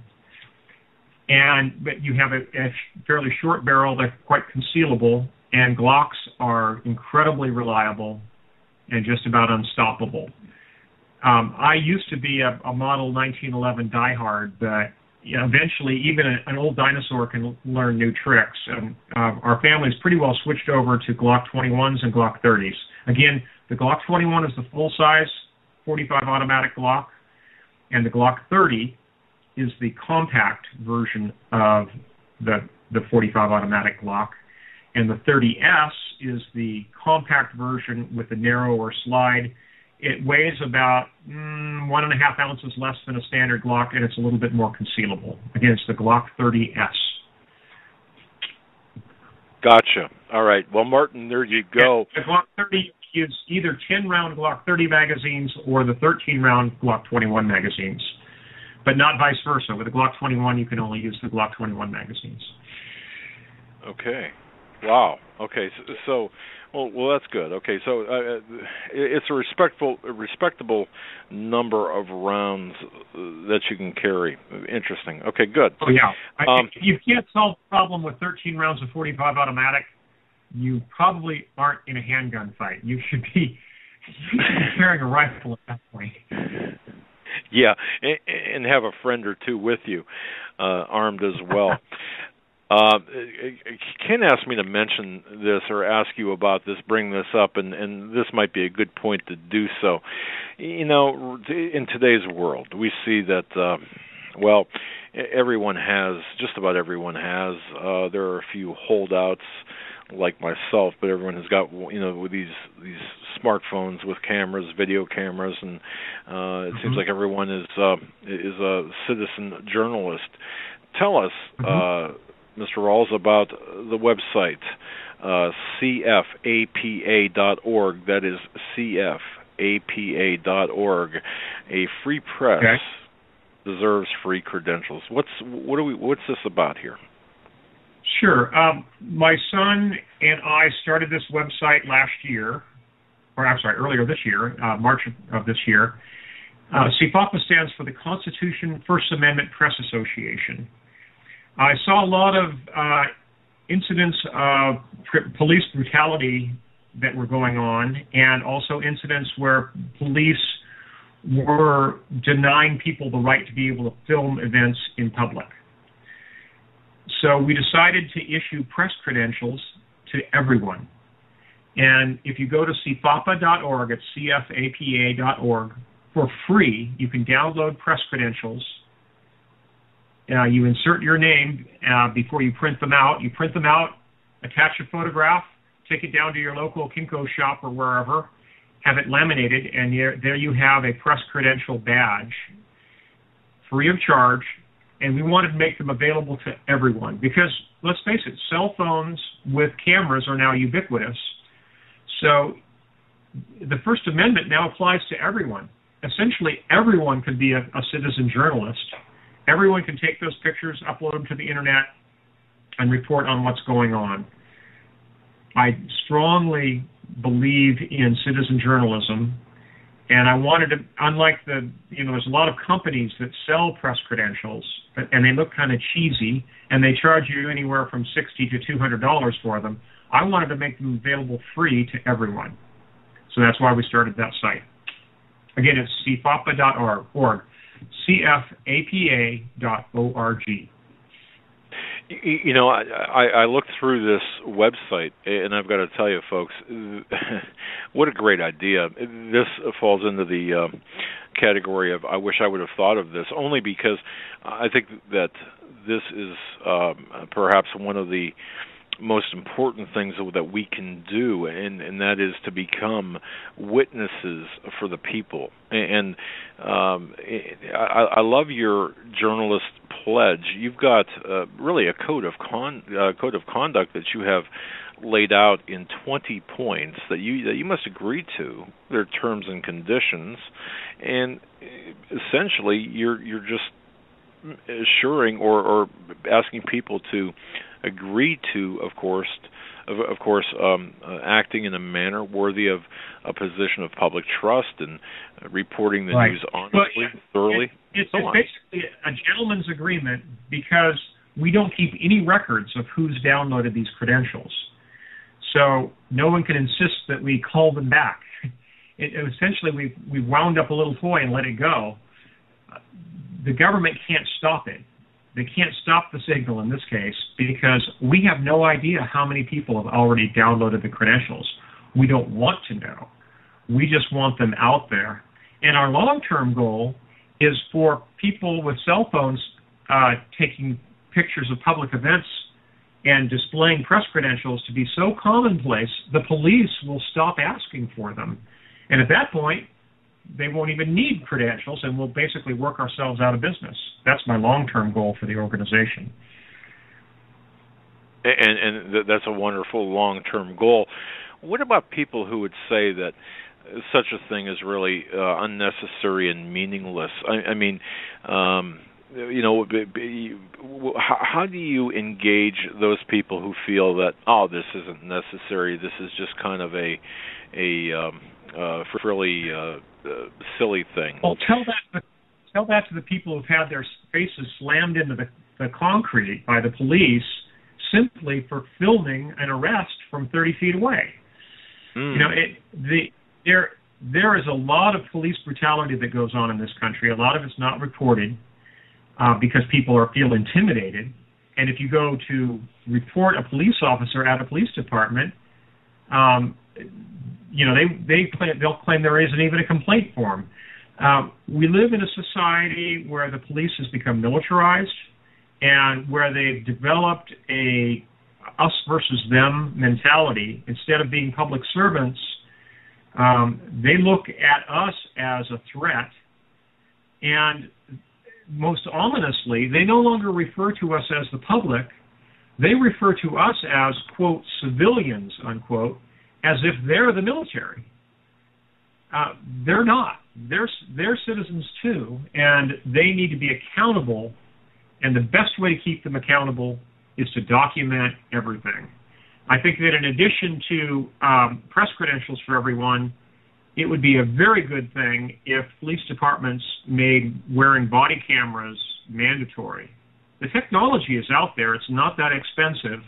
And there would have been no riots in Ferguson, Missouri, if that police officer had been wearing a body cam and they could have replayed exactly what happened. Because apparently it was a righteous shooting. But it was, one of those situations where it wasn't documented on film, and that's what fomented the riots. Well, what a nice segue. We have an emailer, Shelley R., who resides in St. Louis, Missouri. Interesting you bring up Ferguson, and she writes, there's a paragraph here, basically she's saying that that she, based on what she is seeing with respect to the people, I mean, you've got store owners that are not opening their stores, you've got people who are altering their daily activities, and she writes that she is very concerned about the events once they release the grand jury verdict, and if the grand jury verdict does free the police officer of any wrong. Yeah. Right. What are your thoughts? Very well could. In fact, those riots could go beyond St. Louis, Missouri. They could be in every major urban center, just like with the Rodney King riots spreading all up and down, especially the West Coast and into Texas. That's a credible threat, and that's yet another reason for families to be well prepared, to be prepared to hunker down for an extended period of time with food storage, water filtration, first aid, the whole works. Oh, we still have them here?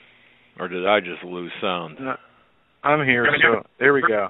There, all right. You winked out there for a second, Jim. Okay, I was going to say, if we have a economic depression on the scale of the 1930s over again, it is not likely to be nearly as peaceable as the 1930s were. We have a highly urbanized society, it's highly stratified, and we have a lot of ethnic tension in the country. And again, we have 1% of the population feeding the other 99%. So if we have a repeat of the Depression of the 1930s, we could see incredibly high crime rates, widespread protests, rioting, looting. People need to be prepared to hunker down for an extended period of time, and if need be, to get out of Dodge completely. I highly recommend that people relocate if they can now, because there's definitely trouble coming. And I recommend that people relocate to lightly populated farming regions that have plentiful water. And that's why I recommend the Pacific Northwest and the Inland Northwest. Interesting. Okay, Pacific Northwest. Yeah, I can see where that would. Okay, I can see the rationale behind that. There's a light population density, and there's also hydroelectric power here. And even if the national grids fail, we'll still have power in the Northwest and the Inland Northwest. Okay. In fact, the power utilities already set up to do what they call islanding power to the region, even if the national grids go down. Speaking of hunkering down, we do have a question here from, let me just pull this up, a question from SW, wanting to know, listening live, wanting to know if you know about aquaponics, or I would say maybe hydroponics. I don't know if that's what SW meant, but if you can comment on that. Aquaponics is a bit different than hydroponics. I generally don't recommend it unless someone has a very sophisticated alternative power system, because both hydroponics and aquaponics are dependent upon electricity to run the circulating pumps. With hydroponics, you're simply growing plants. With aquaponics, you're both growing plants and growing fish in the water that's circulating. And the nutrients that come from the fish's manure fertilizes the plants. It's a fairly sophisticated system. It's not rocket science, but again, it requires electricity, so I only recommend it for someone who has a full-up either microhydro or wind power or photovoltaic power system with a large battery bank and inverters and the whole works. It's not for most folks. Okay, very good. And thank you for spending time with us. We're talking with James Wesley Rawels of survivalblog.com, and also, and we'll connect this as well to Hagmann and Hagmann.com, CFAPA.org. That's a free press, deserves free credentials. CFAPA or CFAPA.org. Interesting, in fact, very good initiative. But Margot from Oklahoma writes the following question, and thank you for taking this array of question, the disparate nature of the questions. We apologize, but so many people want, they just want to tap into your knowledge base. Mark wants to know if you see the upper echelon of the U.S. military beginning to fight back against the unconstitutional acts of a rogue government, against this renegade in chief, as we call them. Are they already ready and waiting, perhaps, to make their moves? Well, what do you see going on with that? The U.S. military has always prided itself on being apolitical, and it's probably like the last military on the planet that would ever stage a military coup, partly just because of the way it's structured and the way the National Command Authority rolls. But there have been some general officers who have chafed under some of the rollbacks of and restructuring that's gone on. There have been a lot of general officers who have retired early. There have been a lot of general officers who have been asked to leave. And I don't know if there's a strong correlation between their politics and those resignations, but it wouldn't surprise me. And I think that the officer corps in the U.S. Army, Navy, Air Force, and Marine Corps is still largely quite patriotic. And at some point, I think they will choose to recognize their commitment to the document, to the Constitution, rather than to the chain of command, if it comes down to it. If they're given an unconstitutional order, I don't think they're not going to follow it. They're simply going to say, no, you can't do that. It's not constitutional. I won't obey it, and I will not pass it down to my chain of command. Interesting. Okay. And that has the ring of truth to it, obviously. Having lived as long as, well, you and I are close in age, or relatively close in age, I think. I tend to agree with your assessment on that. Interesting. John from California wants to know, and if you can comment on this, the rising police state and militarization of the police. What's your personal take on the proper Christian behavior during these difficult times?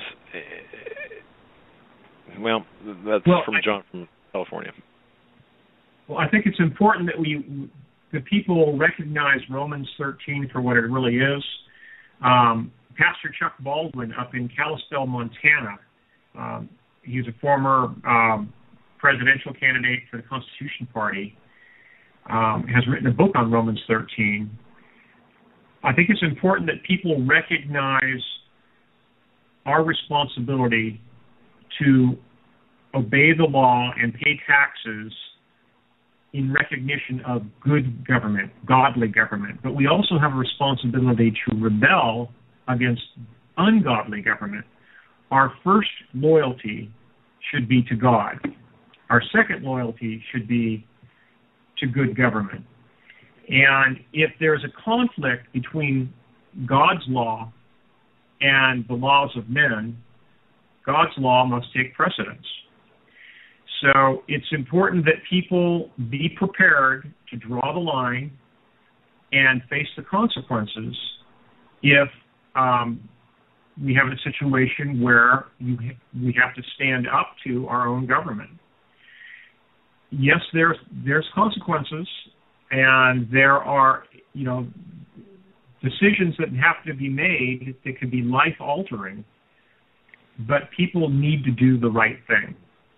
And I have faith in our Constitution. I have faith in the American people. And I also have faith in the majority of law enforcement still is quite reliable and quite trustworthy. And I think they will mainly do the right thing if times get really difficult. There is, however, a fairly large segment within law enforcement that's become militarized and that has developed it's the we-they paradigm. They consider everyone who's not wearing a badge to be almost the enemy. And at the very minimum, displaying a great distrust for the general population. I think that fully documenting all these events will go a long way toward defusing situations like this, and that's where CFAPA comes in with citizen journalists. But at some point, that may not be sufficient, and people need to decide now if they're going to stand up for what's right. And if you're the kind of person who thinks they have too much to lose, then perhaps you need to hand off part of your gun collection to someone who has the intestinal fortitude to stand up and do the right thing. I would rather see, instead of seeing a few wealthy people with 50 gun collections, I would rather see 40 of those guns go into the hands of trusted neighbors and friends to be able to put up a creditable defense. And let's face it, we already have a very well-armed population. We vastly outnumber the police and the military. And I think any attempt at martial law would be very short-lived and probably isolated to just a few big cities. Because if they try it nationwide, it's not going to fly. And the people and the Second Amendment will speak. Fantastic. Okay. Well, that segues into a question from somebody from our own backyard here. John B. from our hometown here of Erie, Pennsylvania, writes in, could you ask your guest what he believes the current Ebola, the origins and the future prospects of Ebola are, and will there be medical martial law? So I'll leave you at that. First, I must say forthrightly, I do not feel qualified to make any speculation on the origin of the current Ebola strain. There are some who have suggested that it might have been biologically engineered, genetically engineered. I don't feel qualified to comment on that. All I can say is that what we currently have on our hands is a very lethal disease with a very long incubation period during which people can be contagious. It's a bug that can survive up to 50 days on surfaces and still be transmissible. It can be transmitted by sneezes. It can be transmitted through, of course, bodily fluids. But with its long incubation period, during which people can be partially or fully communicable, that's a really bad combination. Now, the lethality rate in the third world seems to be somewhere between 60 and 70%. I think in the early stages here in the United States, the lethality rate may be as low as 5 or 10% because of our advanced medical system. But the caveat is, once our medical establishment is overwhelmed by the sheer number of cases as they multiply, we will quickly be reduced to third world levels of medical care, and the lethality rate will approach third world levels. So the potential for Ebola is enormous, and even if there is not a full-blown pandemic, just the perception of a pandemic could be enough to trigger an economic collapse in this country, because it would absolutely mean the end of virtually every public event and virtually all public transportation. The airlines would have hundreds and hundreds and hundreds of empty seats. No one is going to show up for sporting events, movie theaters, concerts, unfortunately churches, and retail, as we know it, will vanish. I mean, no one's going to want to go out and shop in public. About the only ones who might win in this whole equation would be like Amazon.com, because people will want to shop from home. But the implications of an Ebola panic are almost as great as the pandemic itself. And as I mentioned earlier, if public utility employees don't feel safe to show up for work, it could turn out to be almost a self-fulfilling prophecy, where it could bring down the three American power grids. There's three grids: an Eastern grid, a Western grid, and a Texas grid. Wow. Okay. Eastern grid, Western grid, and a Texas grid. Is that what you? Right. Yes. Okay. There's three continental U.S. power grids, and they're actually in the process of building what they call an east-west intertie, where the Eastern grid and the Western grid would be tied together. And then, unfortunately, in normal times, it would create more redundancy, but in the event of a grid collapse, it would actually make us more vulnerable, because if the Eastern grid collapses, so would the Western grid. They're in the process of assembling that right now, and it'll probably come online within the next 8 years. Wow. Okay. Interesting. All right. Well, I let Frank, who's listening live from Albuquerque, New Mexico, he emailed in earlier. Frank, I said we'd get to your question, and we are now. Jim, we haven't touched very much on, or at all really, on the influx of illegal immigrants, illegal aliens here in this country. Of course, Frank lives in Albuquerque, New Mexico. He writes, what's your take on the post-election handling of the illegal immigration crisis or situation? What do you see taking place? Well, I can foresee that the Obama administration will wait until after the midterm elections to make any move. But once they do, since Obama recognizes he's a lame duck president, he will probably pull out all the stops and attempt to issue an amnesty via executive order.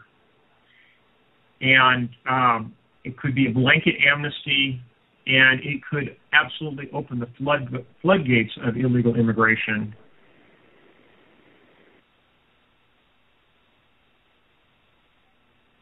All right. If you think the current flux is bad, just wait until they have an amnesty.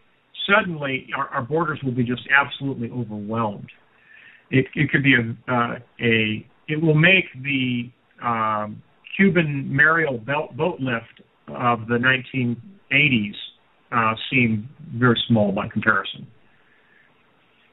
Oh yeah, I remember that. Wow. Okay.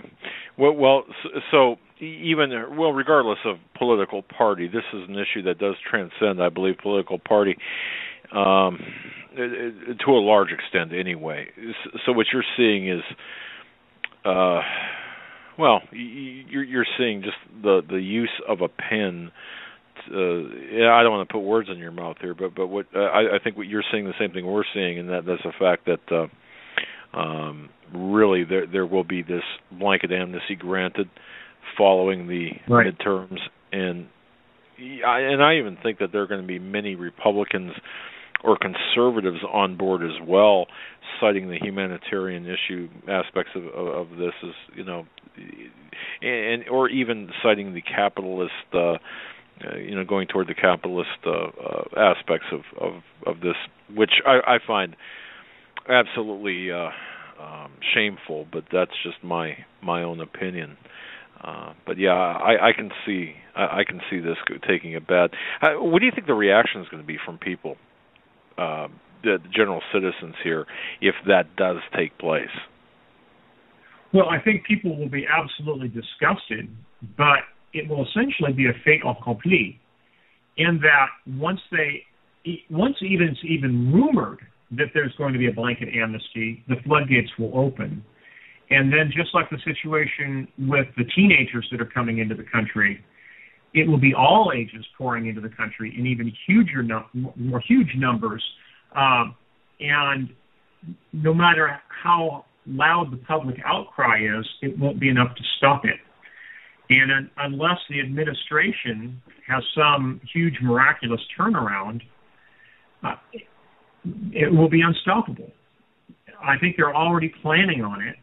And Congress will find itself essentially powerless, because once the onslaught begins, they'll see no reasonable outcome other than to approve of at least a limited amnesty, in the hopes that they can stop future immigration.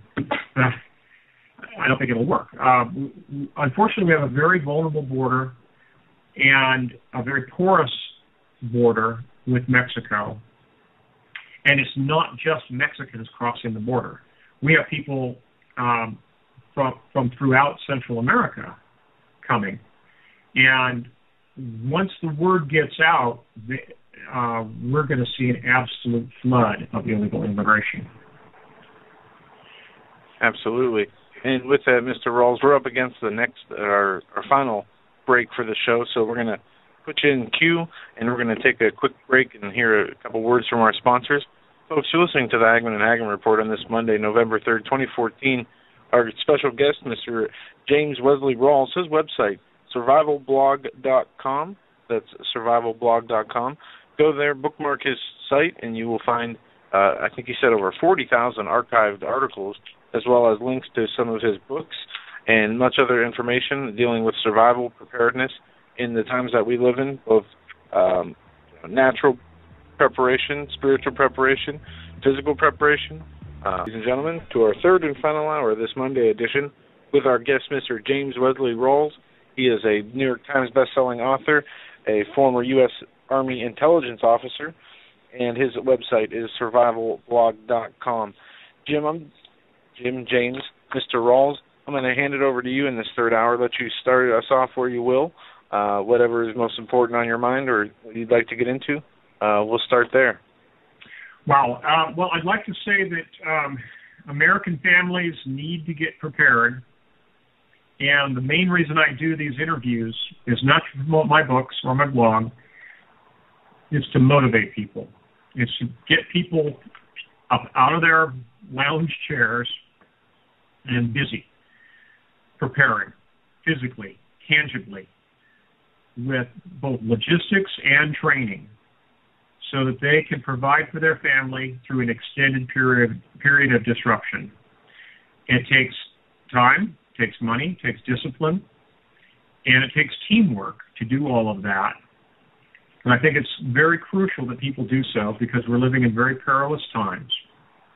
And as they've heard from your show over the years and from some of your advertisers, for example, food storage and water filtration should be at the very top of your list.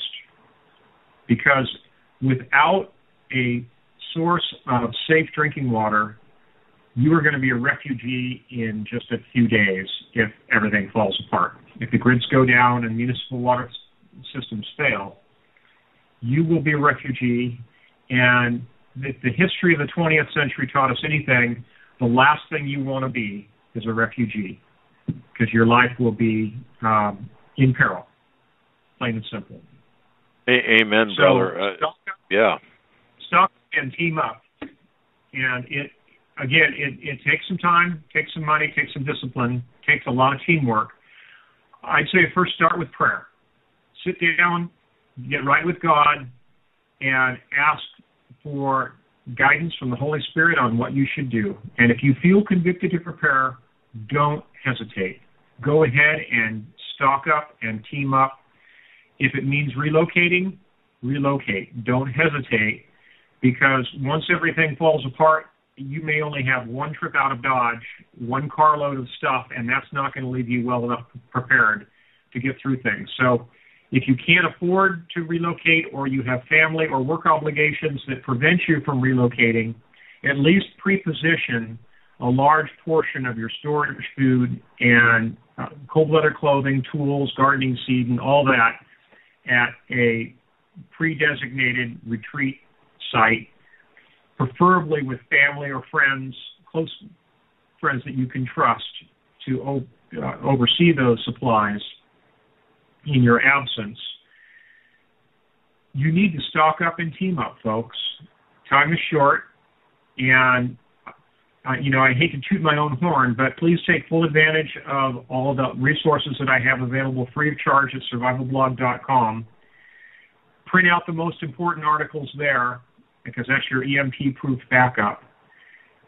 And once you make the commitment to prepare, you need to reprioritize your budget and figure out what's really important to you. Is your next cruise or European vacation important to you? Is your 54-inch plasma HD TV important to you? Is your jet ski important to you? Or are your children important to you? I mean, you've got to set your priorities, and once you do, and if you do that from a God-fearing standpoint, I think your choice will be clear, and your priorities will be clear. And once you make that commitment, do not hesitate. Go ahead and stock up, team up, train up to the very best of your ability.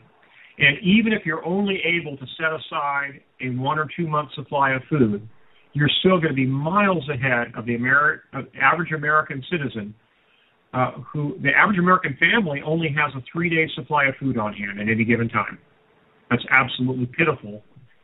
And as I mentioned before, the last thing you want to be is a refugee. Don't put yourself in their position.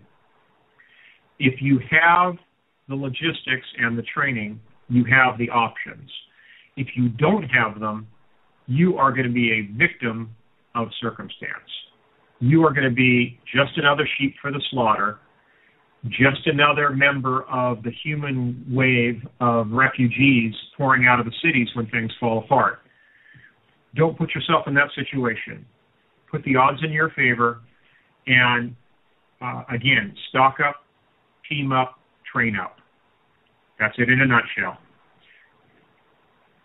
Very good, sir. Excellent. I mean, stock up, team up, and get prayed up too. That's right. Yeah, pray up too. Yeah, that's very important. Exactly. Roberto from Guatemala, listening live. Bob, God bless you, my friend. He would like to ask, or would like us to ask you, and I know that there's only so much that we can load you with, but this is a very good question. We've talked about food. We've talked about a lot of things. He writes, would you ask Jim to address the need for composting toilet latrine so one doesn't waste water, precious water, to flush the toilet, for example, and if the power is down, the sewage will have nowhere to go.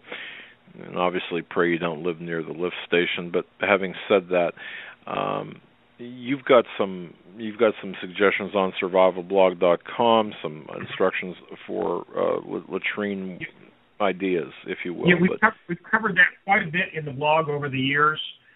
I do have to warn people that I do not recommend composting human waste for your garden. I've seen that recommended by some pretty foolish people, unless it is composted absolutely completely to kill off harmful bacteria. What you're really doing is creating a biological warfare experiment. Composting toilets, though, are a great idea. There is a brand of toilet that has become popular with both yachtsmen and with the RV crowd.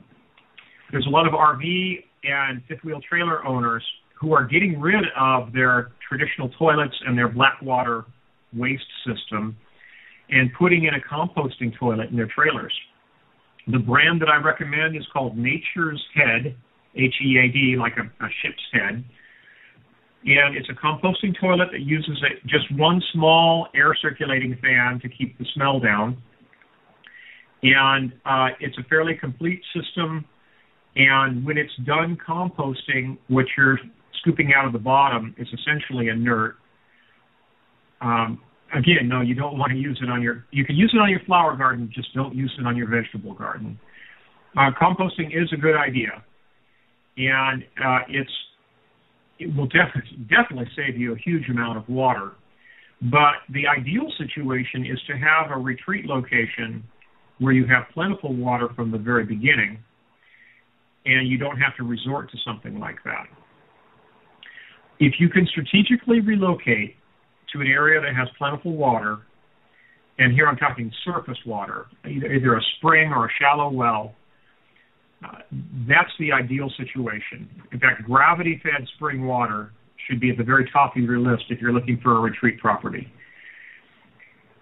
I know that a lot of people are restricted because of their budgets, because of their family situations, because of work obligations, or chronic health conditions. There's a number of reasons why people can't relocate. I understand that, and so there is no one-size-fits-all solution. But just do the very best you can with the resources you have available. By all means, if you're self-employed or retired or nearing retirement age or independently wealthy, yes, by all means, go ahead and relocate now. But even for someone who's stuck in the big city or stuck in the suburbs, at least do the very best you can under your circumstances, and be prepared to hunker down, and be prepared to dig your own latrine. Build a traditional outhouse. And right. Because my big concern, though, is even if you do things absolutely right, odds are your neighbors aren't, and there's going to be a public health crisis in the event of a grid down collapse. Well, that's part of having to, teaming up, and that's to be all on the same page. And certainly we can pass out copies of How to Survive the End of the World as We Know It to our neighbors. And that's, of course, your international bestseller, James Wesley Rawels, founder of survivalblog.com. Your book, How to Survive the End of the World as We Know It, certainly provides tactics and techniques and technologies for uncertain times, and it's highly recommended, folks, that we have a copy of this book. And really, it's been described as the Prepper's Bible. Reuters described it that way. And of course, your blog addresses preparing for the multitude of possible threats towards society. Any closing thoughts or anything that we haven't covered that you feel strongly motivated, led to cover that we should talk about? Well, just to backtrack a bit, I think it's going to take both faith and friends to survive. And let's start with faith. I'm a Christian. and I'm passionate about sharing the gospel with other people. And I think that firm religious conviction in Christ is the one thing that psychologically will help many, many people get through very difficult times, times that would otherwise put them into an absolute state of panic or, psychological collapse. Get right with God, folks. If you haven't accepted Christ Jesus as your Lord and Savior, you need to do so now. And I cannot overstress that. And for those of you who are saved, good for you.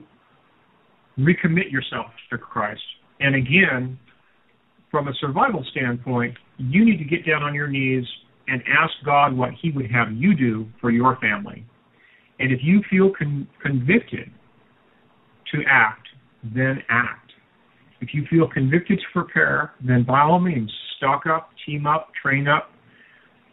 A lot of these skills that you'll be learning are fairly scarce in today's world because we're talking about 19th century technology, a lot of old-fashioned ways of doing things that are largely forgotten, and skills that take practice. You don't just sit down at a treadle sewing machine and learn how to use it teaching yourself in 5 minutes. It's just not going to happen. You don't learn how to cook on a wood stove in the course of a day, a week, or even a month. It takes months to learn how to cook on a wood stove.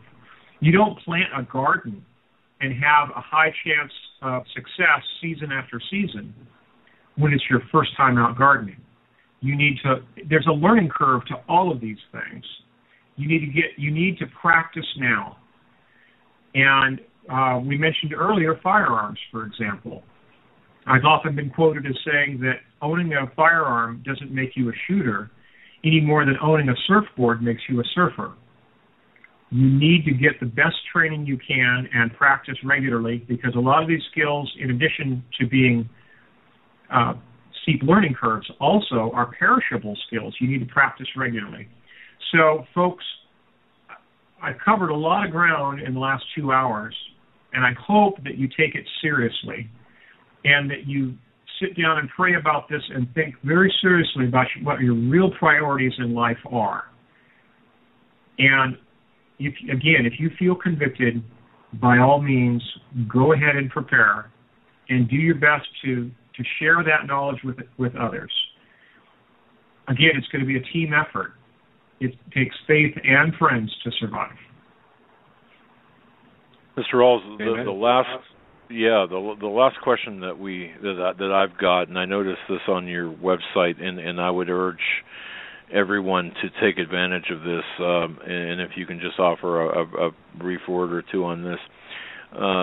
For $19 and under $20, you're offering a huge amount of information, either a DVD or a digital download, 87 megabytes worth of information, almost 1,500 pages long, of your archives, articles, and instructional material from 2005 to 2013 that you've collected, assembled, and put together, fully searchable, HTML and PDF formats.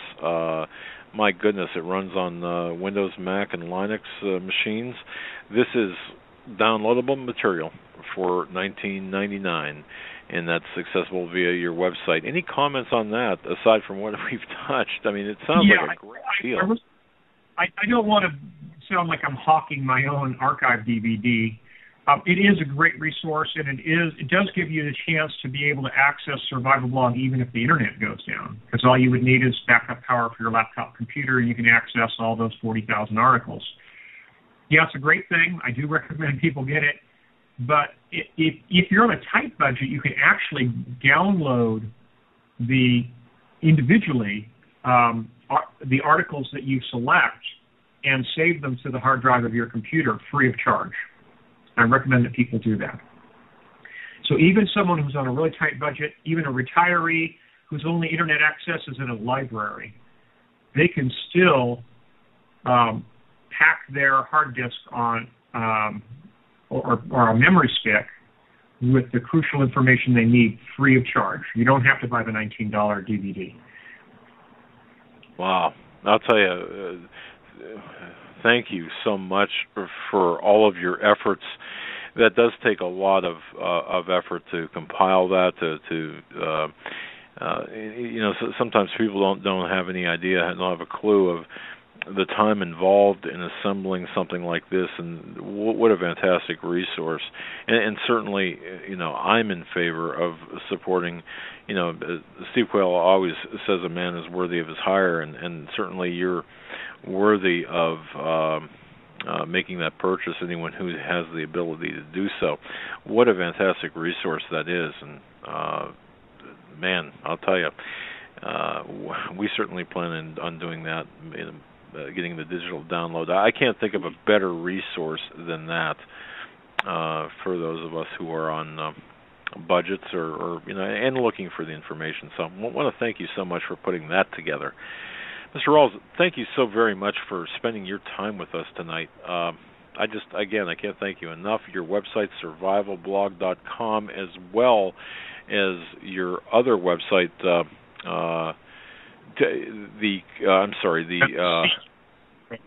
Right. The Free Press deserves CFAPA, yes, CFAPA.org. You can go to Hagmann.com, and we'll be linking to that as well, because, again, what a resource that is. Very industrious and very, you're just a gem in the prep movement. I want to thank you so much for all of your hard work. It certainly has not gone unnoticed, and folks, be sure to send a note of thanks off to James Wesley Rawels concerning tonight, his gift of time, information, and he's a man of God, and we certainly appreciate all of what you've done. I just want to say thanks. Well, thank you, Mr. Hagmann, for having me on. God bless you and your listeners, and I pray the 91st Psalm for all of you. Indeed. Thank you so very much. God bless. All right. Have a great night. Wow. Man, I'll tell you, what a great interview. What a great gentleman. What a great resource, too, survivalblog.com and the DVD. And, of course, the website that I kept screwing up there, CFAPA, that is CFAPA.org. I think everyone should take advantage of that. It does give you a little bit of, I don't want to say, it has that, much like fellowship, you've got that some case law behind you actually as well. You've got the internet journalism and citizen journalism, which are still really kind of new, but CFAPA.org kind of addresses all of this and gives you that cohesiveness behind a citizen's journalist type of activity. This is great. I'm just going over the website now, looking at it, and boy, wow, what a great idea this is. And of course, the 20-point constitutional journalist pledge, the terms and conditions, and that's all voluntary, of course. And one thing very important, they don't keep any records in terms of, there's no lists, there's no email list, no cookies, no list of originating ISPs, no IDs or servers, nothing like that. No links to social media sites or other data mining, intelligence gathering schemes. So that's all good stuff. So very good, Joe. It was a great interview. Yeah, it was. That's a lot of good information. And there's a few comical headlines that popped up while we were doing the interview, and I'll go through both of these right now. First and foremost, dollar smashes through resistance as mega rally gathers pace. The U.S. dollar has surged to a 4-year high against the basket of currencies and has punched through key technical resistance, marking a crucial turning point for the global financial system. The so-called dollar index, watched closely by traders, has finally broken its above a 30-year downtrend line as the U.S. economy powers ahead and the Federal Reserve prepares to tighten monetary policy. Goes on to say that this reflects the plunge in the Japanese yen since the Bank of Japan launched a fresh round of quantitative easing last week. But it also goes on to say, I'm not sure who this person is here who gave this quote, "We are in the early stages of a dollar bull run. The current rally is unlike any we have ever seen before. The greatest danger for markets and forecasters is that if they fail to adjust their behavior to fully reflect a very different world, they will see countries engaged in currency warfare." And it says the great unknown is how long the U.S. economy itself can withstand the deflationary impact of a stronger dollar, basically stating that the dollar index being as high as it is a danger to the actual United States monetary system. And my comedy topic number 2, Holder sends poll watchers to 18 states. Somehow the unthroned Department of Justice head, or former head of the Department of Justice, is sending federal monitors to 18 different states: Arizona, California, Florida, Georgia, Illinois, Kansas, North Dakota, Nebraska, New Jersey, New Mexico, New York, Ohio, Pennsylvania, South Carolina, South Dakota, Tennessee, Texas, and Wisconsin are the states where one of the Justice Department's most sacred responsibilities, ensuring access to ballot box for every American, said in a video message from Eric Holder, needed to deploy these people there to make sure that this happened properly. This is, it's just a joke. I don't even know what to say about this, but I have not seen, the only time in my life I've ever seen intimidation at a voting poll was in the 2009 election of Obama with the Black Panthers, and that was a very mild form of intimidation. And that's just since I've been paying attention. So I don't know what this is or what they're trying to do here, but. Well, yeah. One thing, if we can change up a bit, I wanted to just touch on this. You know, we talk about the death of the petrodollar and the death of the U.S. dollar. Actually, the murdering of the U.S. dollar is more appropriate, I believe.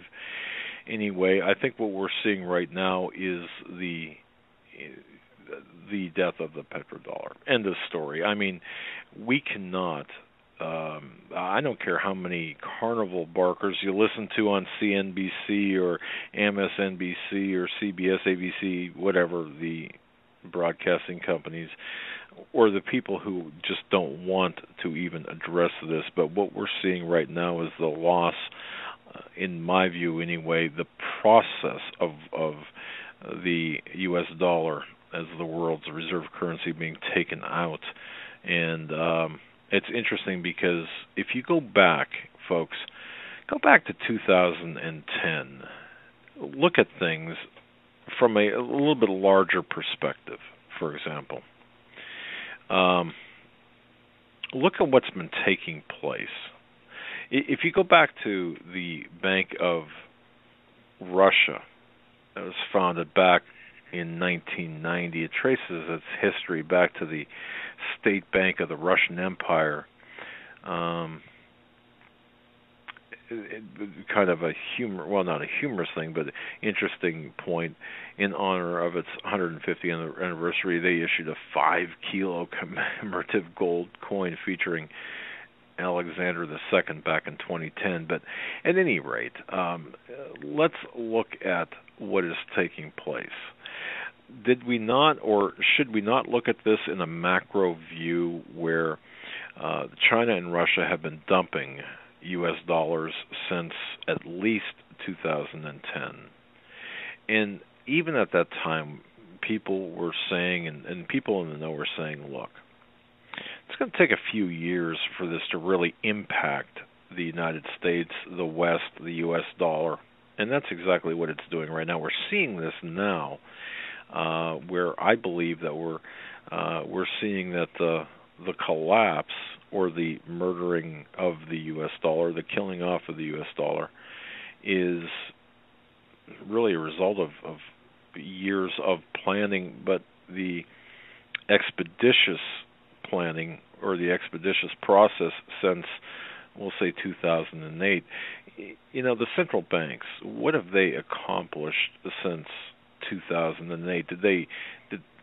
Remember that almost martial law in martial law in the streets comment back in 2008? Well, did the central banks did they wipe out any of the bad debts that caused that collapse? No, of course not.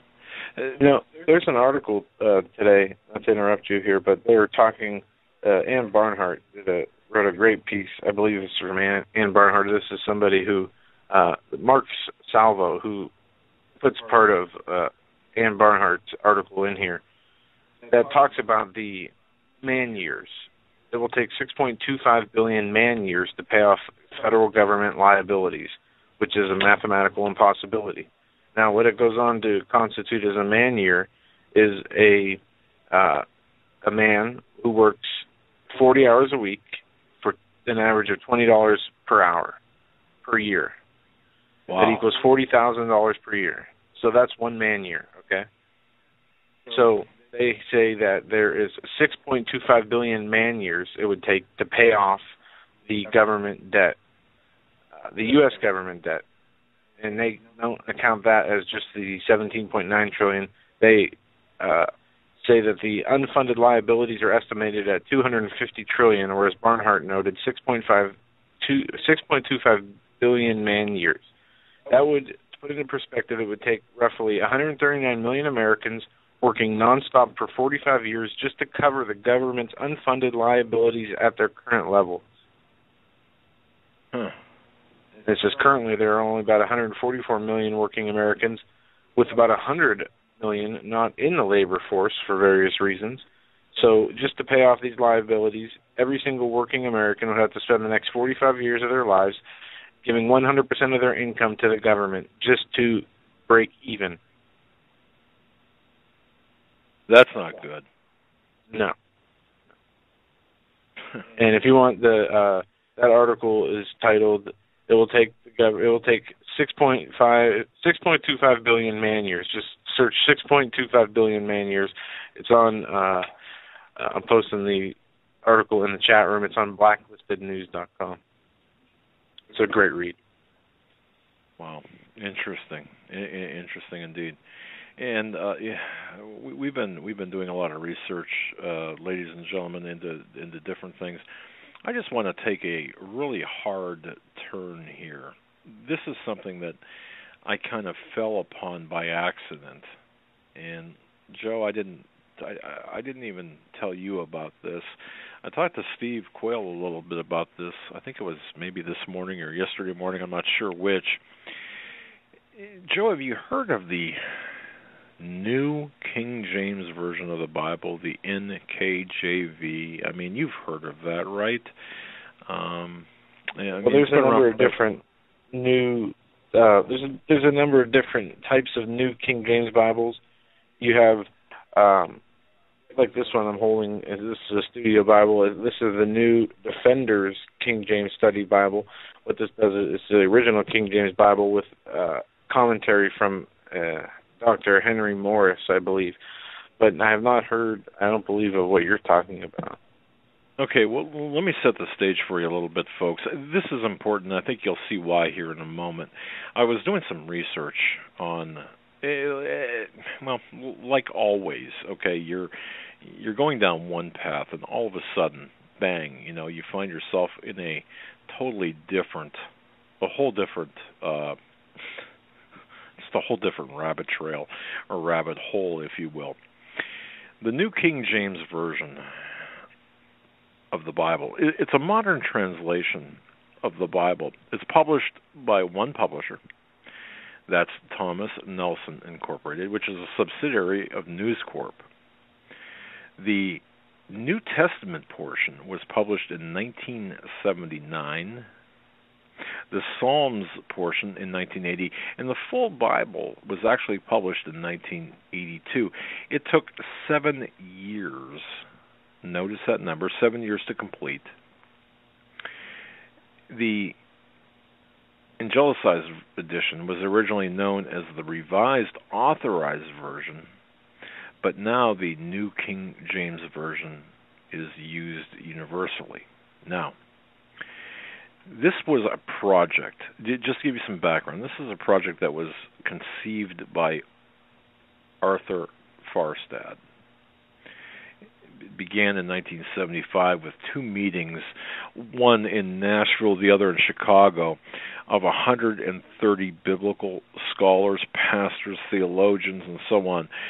The men who were invited prepared the guidelines for the New King James Version of the Bible. Now, folks, I'm getting to a couple of important points, so please hang on and really kind of see where I'm headed with this and really get the whole perspective on this. Meanwhile, check to see if you've got a copy, if you're holding a copy, if you're referencing a copy of the New King James Version of the Bible.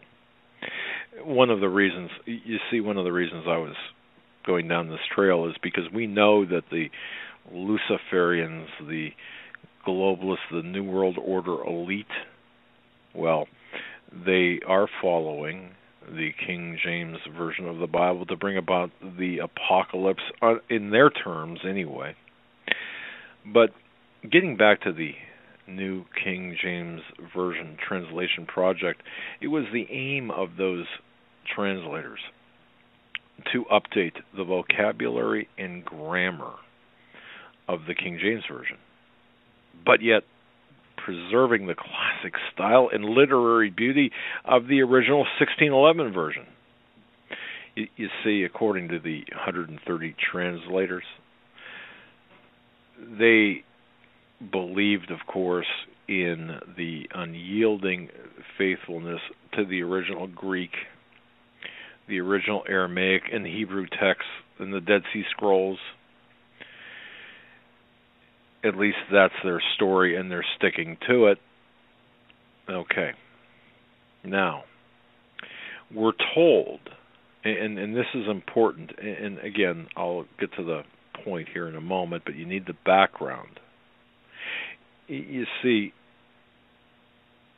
the King James Version, well, the Bible, in 2 Corinthians, warns of Satan's counterfeit. And no marvel, for Satan himself is transformed into an angel of light. Therefore, it is no great thing if his ministers are also be transformed as ministers of righteousness. And then Isaiah 14:14 tells of Satan's ultimate counterfeit, where he says, I will be like the Most High. Now, folks, here's where I want to warn everyone as we approach the end times, the end of days. I believe, and this is based on my research, that among the greatest counterfeits in the world today is this, now this is my opinion, is this New King James Version. If you've got a Bible that says New King James Version, you're holding a counterfeit Bible. That's my view, personal view. And I'll tell you why in a moment. On Saturday we had Pastor Anderson. Yes. He has put together, and I'm looking for it. I don't think I have it with me. Somebody sent this to us, Dad, and I took it and I watched it. You have not seen it. It is the New World Order Bible version, and it puts the King James Bible, the original King James Bible, up against the NIV and all the different translations other than the original, and it puts all the changes that each one has in it and everything that was taken out. You know, there's hundreds of, from the NIV to the original King James, there's over 133 references taken out, many keywords, some pertaining to salvation, some pertaining to some very important things. And he goes on to stress in this DVD, he explains how the words in the old King James, original King James Bible, such as thee, thou, give certain meanings to certain types of people. And when you start playing with those, you take away from the message, who the message is for originally, and you take away, they're taking away a lot of the meaning behind the message. And exactly. Tomorrow, I'll bring that DVD, we'll look over it, and I know I have notes on it, a couple pages of notes. I'll find my notes on that, and we'll go over a few of the more important and more notable NIV to King James translations that are just completely wrong or heretic statements that have been put in the NIV, but the amount of evidence that this pastor put together in this DVD is there's nothing that will rectify. If everybody who believed in the Bible were to see this, they would not read any other Bible but the King James, is basically what I understood after I got done watching it. There's just no way you could. After all the anomalies, all the errors, all the things that have been taken out, or places little words not little words, but seemingly little words of mass importance have been added, and then what has been taken out from the messages and the content of the Bible, except from what was using the King James 1611 version as the standard, going from there up until the NIV, and they even started getting into the copyright aspects and ownership aspects of the newer version. Well, okay, and I'm anxious to see that. One of the issues that I found that most Christians, many Christians, I should say, that would never touch, for example, an NIV version or the New International Version or the New American Standard or the Revised Standard or the New Revised Standard or other such versions, yet they'll grab the New King James Version and quote from that or have that read from that.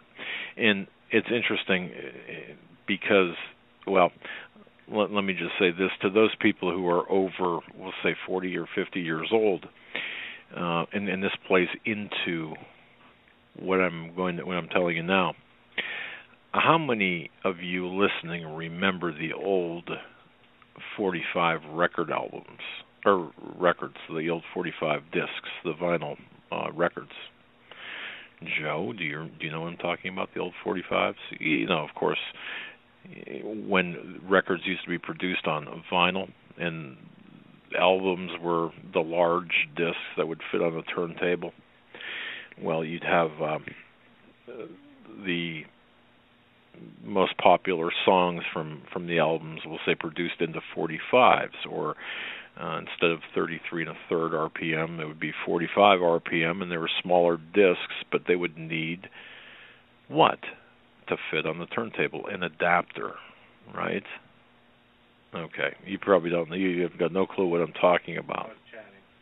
Okay, well, at any rate, yes, the plastic adapters. Just keep that in the back of your mind. For those who know what I'm talking about, keep the memory of those plastic inserts for the 45s in the back of your mind while I continue with this, and then I'll be through with this shortly. The New King James Version of the Bible, they tout this as saying, well, what they are doing is they are what they have done, and this has gotten the imprimatur of many theologians, or the approval of many theologians, saying, well, what they've done is they've updated the words. For example, instead of thee and thou, which are antiquated words, they've replaced them with you and yours and things like that. They're updating obsolete words. That's the whole It's not thing. obsolete. They're not obsolete words, as I was stating earlier. Right. And I can't articulate it. You might be able to, having some information over there, but those words have special meanings in referencing special groups of people when being used, and when you take them out and re-implement words like thee and you instead of thou and thus, right, you are removing the intended, where the message is intending to go, or removing the way the message is supposed to be relayed. It's very important. You're exactly correct. You see, everyone is looking for, and I won't say everyone, our audience is extremely knowledgeable and intelligent, but there are so many out there who are looking for an obvious, a very overt sign or technique of deception. And the Lord spoke in parables for a reason, so those who have the eyes to see and the ears to hear can understand, and the wicked would not understand. And going back to the first story we talked about today, reading from a new United Nations Women's Group, and further than that, a United Nations sustainability paper, it talks about how they have used the language, seemingly harmless language, to those who actually understand it. When you read it using their language, not the way we understand it, it is so nefarious. It says that it goes on to say that dealing with the deception of the language, that if the world ever were to understand the true meaning of the words that they are using, that they would completely, throw the UN off into the ocean. Into the ocean. Those are my right. words, not the. No, not I get that. I get that. Well, folks, we can go through all of the various changes, the subtle changes between the New King James Version and the King James Version. But let me cut to the chase. And I was mentioning this to Steve Quayle, and I said, look, here's what my research found, and I actually reached out to a few people and found this to be correct, okay? The changes are more than simple these and thous and replacement of antiquated words. For example, are you ready for this? In just the New Testament by itself, the New King James Version of the Bible removes nearly 2,300 words. Takes them out. Excises them. It makes over 100,000 word changes in total between the Old and New Testament. Perhaps not by accident, the New King James Version of the Bible removes the word Lord 66 times, and God 51 times, and heaven 50 times. Yet, the ads, the backing for this Bible say, well, look, nothing has been changed except to make the original meaning clearer. Really? Is that true? Can you do that? Well, what got me going on this is my research of the triqueta.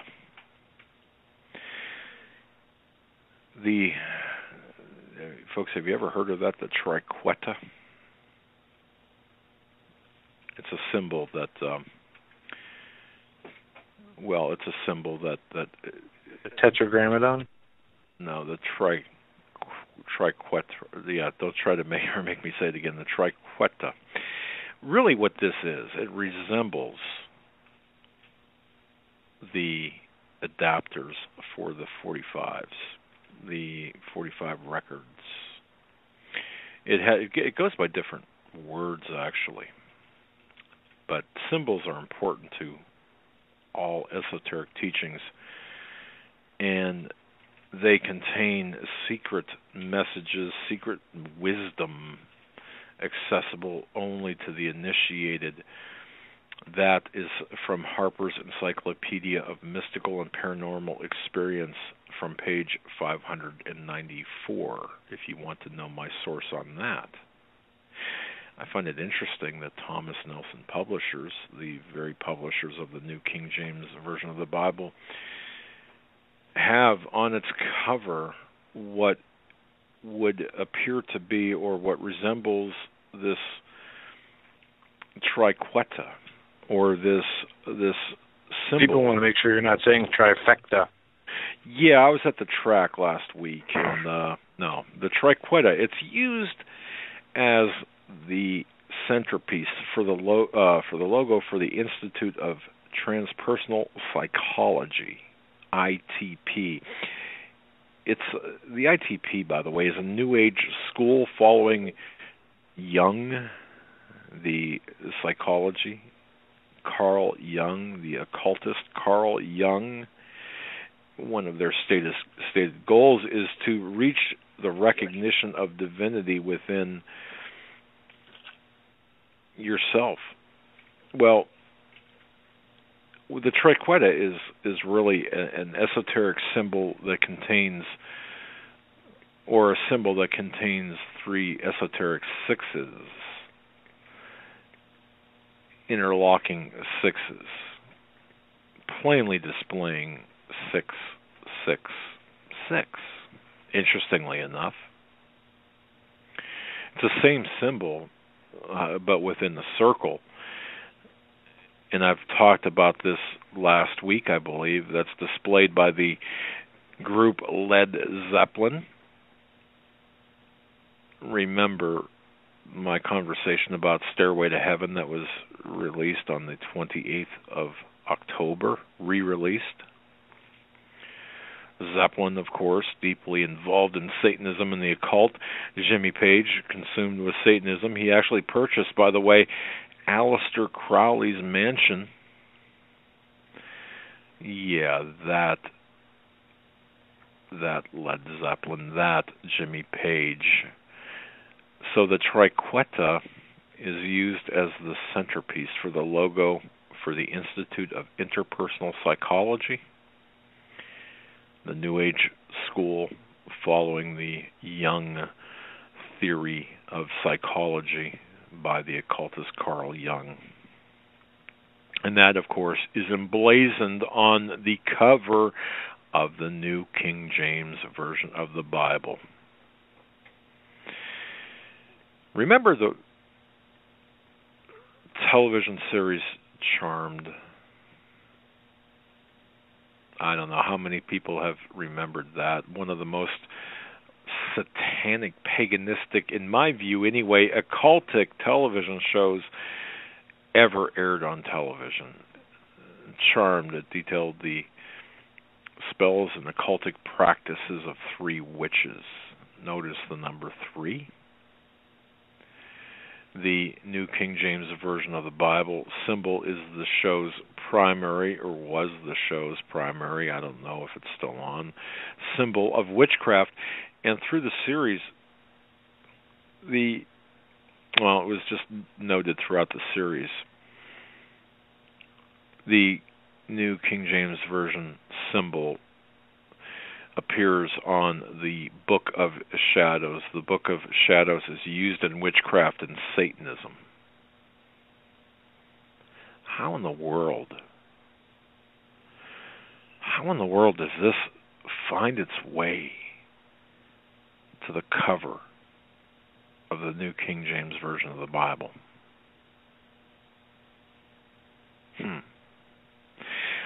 Again, I just wanted to bring this to your attention. By the way, the symbol is also used, if you've ever heard of the rock group Deicide, Once Upon the Cross. Deicide is a pretty heavy metal, satanic, in my view, rock group. The image is a triqueta with pentagrams and upside down crosses that appears on their album Deicide's Once Upon the Cross. The group Deicide, they're very serious occultists. Lead singer Glenn Benton has an upside down cross branded on his forehead. Man. Okay. There's also folks, if you want to know more, and I want to thank Marianne too for providing me with a lot of research material for this. Bill Schneblin, he's written many books about Masonry and what have you, but talks about the trio of sixes in the New King James Version symbol, and goes as far to claim it as symbolic of the Antichrist. So I guess what I wanted to just let everyone know. In my research of the triqueta and some other things, I stumbled upon this, and if you've got this, do your own research, folks. Do not rely on what I'm saying. Your own research with respect to the New King James Version of the Bible. Just do your own research, because subtlety, the path to the New World Order, one world religion, will be subtle, and we will be ensnared in a very subtle manner. I just wanted to mention that. And that, folks, I am done. Until tomorrow with Stan joining us. We will be back then 8 p.m. Stan will be with us in hour number 2, and we will be hitting news headlines and taking your phone calls as well tomorrow during the broadcast. So do not miss it. 8 p.m. we will be here live tomorrow, November 4th on Tuesday. Until then, stay safe, God bless, and have a great night.